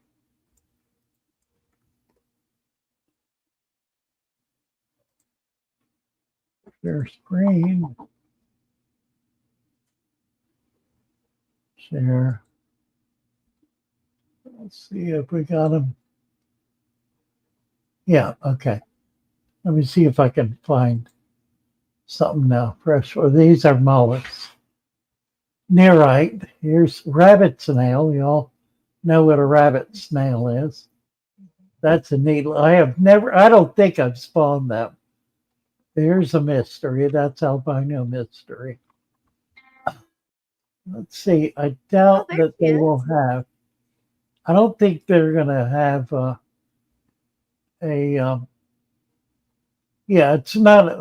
Look at that. That's a nearite. That's a beautiful one. And that there are nearites even prettier than that have not come over from Thailand yet.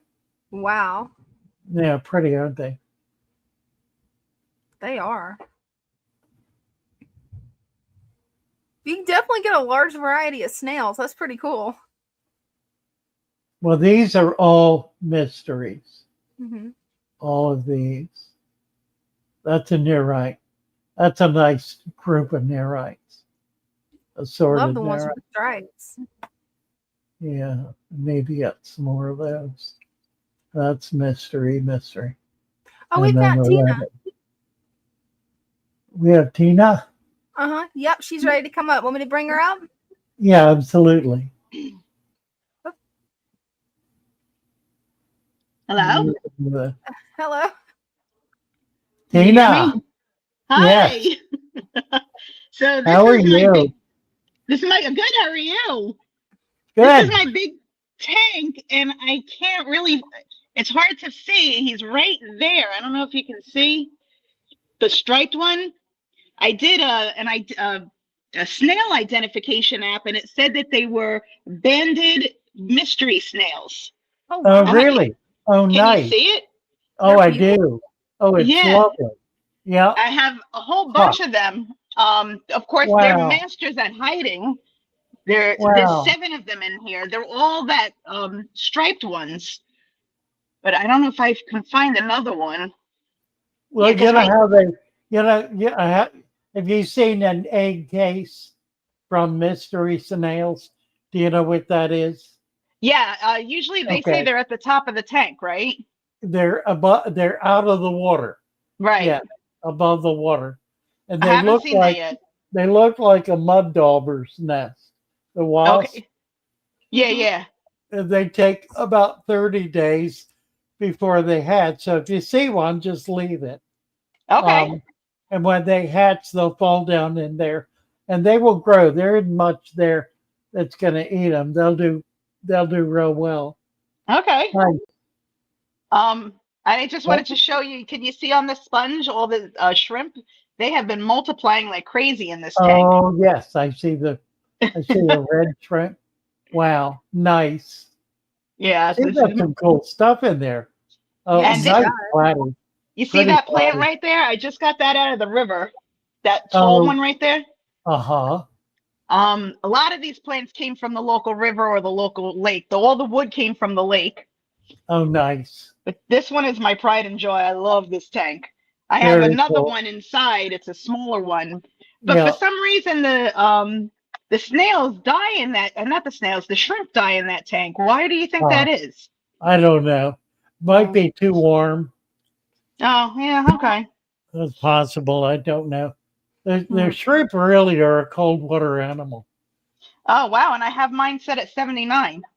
Well, that should be okay. That shouldn't be a problem. Okay. If it were Okay. mid 80s or above, it would be a Yeah. problem. But 79 should Okay. not be what's wrong. I don't know. I don't know why. All We right. could get on, come over on Discord on the show, and you can Yes. talk to my Eve or somebody over there about Okay. it. It's a chance to look at things and really research what's going on to Okay, get I'll to go over there. to get to the bottom of a situation. All Yeah, right. I'm real interested in those snails. I've not seen them before. That's pretty nice. Yeah, I All couldn't right, believe when I found them. There were so uh, many there. where'd you get them? You caught them Um, wild? I caught them wild. It was in the Peconic River on eastern Long Island. Oh Okay, wow. I would bet that they're not a mystery, Really? really. If they're Um, apple snails, I guess I'll be losing some plants then, huh? well, wait and see. I mean, you just have to see what happens. All right. How long have you had them in there? The first set I got about 3 or 4 weeks ago, and then Okay. yesterday I got a bunch more. All right. Well, just keep an eye on them. Okay, I will. If you I can't start, thank you. yeah. I can't thank you enough for all your help and all your You're videos. very You're welcome, fabulous. Dana. Thank you.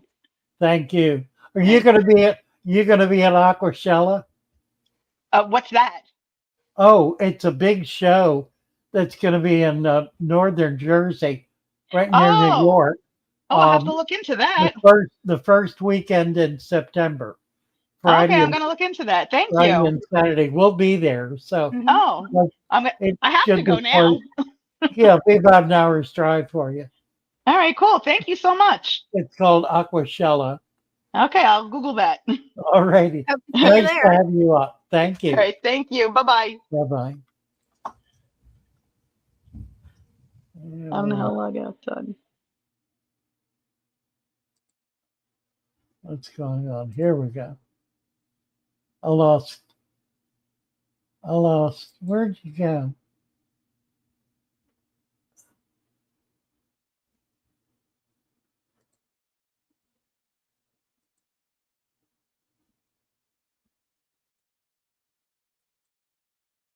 There we are. Got it back. All right. Yep, it's that time. We did it. Mhm, We did. mhm, Ah, we did it. Another one in the can. mhm. We're doing a booth. We have a booth at Aquashella, and we're taking our whole crowd up. Yeah, none of the big shows invite Father Fish to speak, for obvious reasons. If you understand that their funding comes from manufacturers and product sales companies, Hey, you never know. They might ask you this year, though. most of which I eschew. All right, guys, love you all. Let's Love see. y'all. Let's see if we got our song to play. Yeah, there we go. Got it. I can kick the volume up. Yep. As they swim about their home. When When the the sun sunlight shines shines upon upon them, them, And and the the clouds colors begin begin to to glow glow, by and and draw draw into into a the world world where where my my heart heart longs to wants to go. go. I imagine Imagine scenes scenes of of beauty beauty and and feel the feel the warmth warmth of of love. love. I I love love my my little little fishes fishes as they swim about their home. home. I have Good night, traveled the everybody. world over. Good night. Love y'all. But never found a peace that That comes from comes from watching watching my my fishes fishes as they swim about about their their home. home. My heart is happy and I am content Content to sit and that I watch them watch swim. I will not be alone while these while the fishes are fishes in are in my my home. home. When the When the sunlight sunlight shines shines upon upon them them, and their the colors colors begin to begin to glow, glow. I am drawn Drawn into a into a world world where my heart that longs wants to to go. go. I I imagine scenes of have beauty beauty and and feel the feel the warmth warmth of of love. love. I I love love my my little little fishes as they as they swim swim about about their their home. home. Well, God bless you all. God bless y'all. Nice to be here. Glad it has. Enjoyed it. We had a great Absolutely. time. Love you all. Love y'all. Thanks a Good lot. night.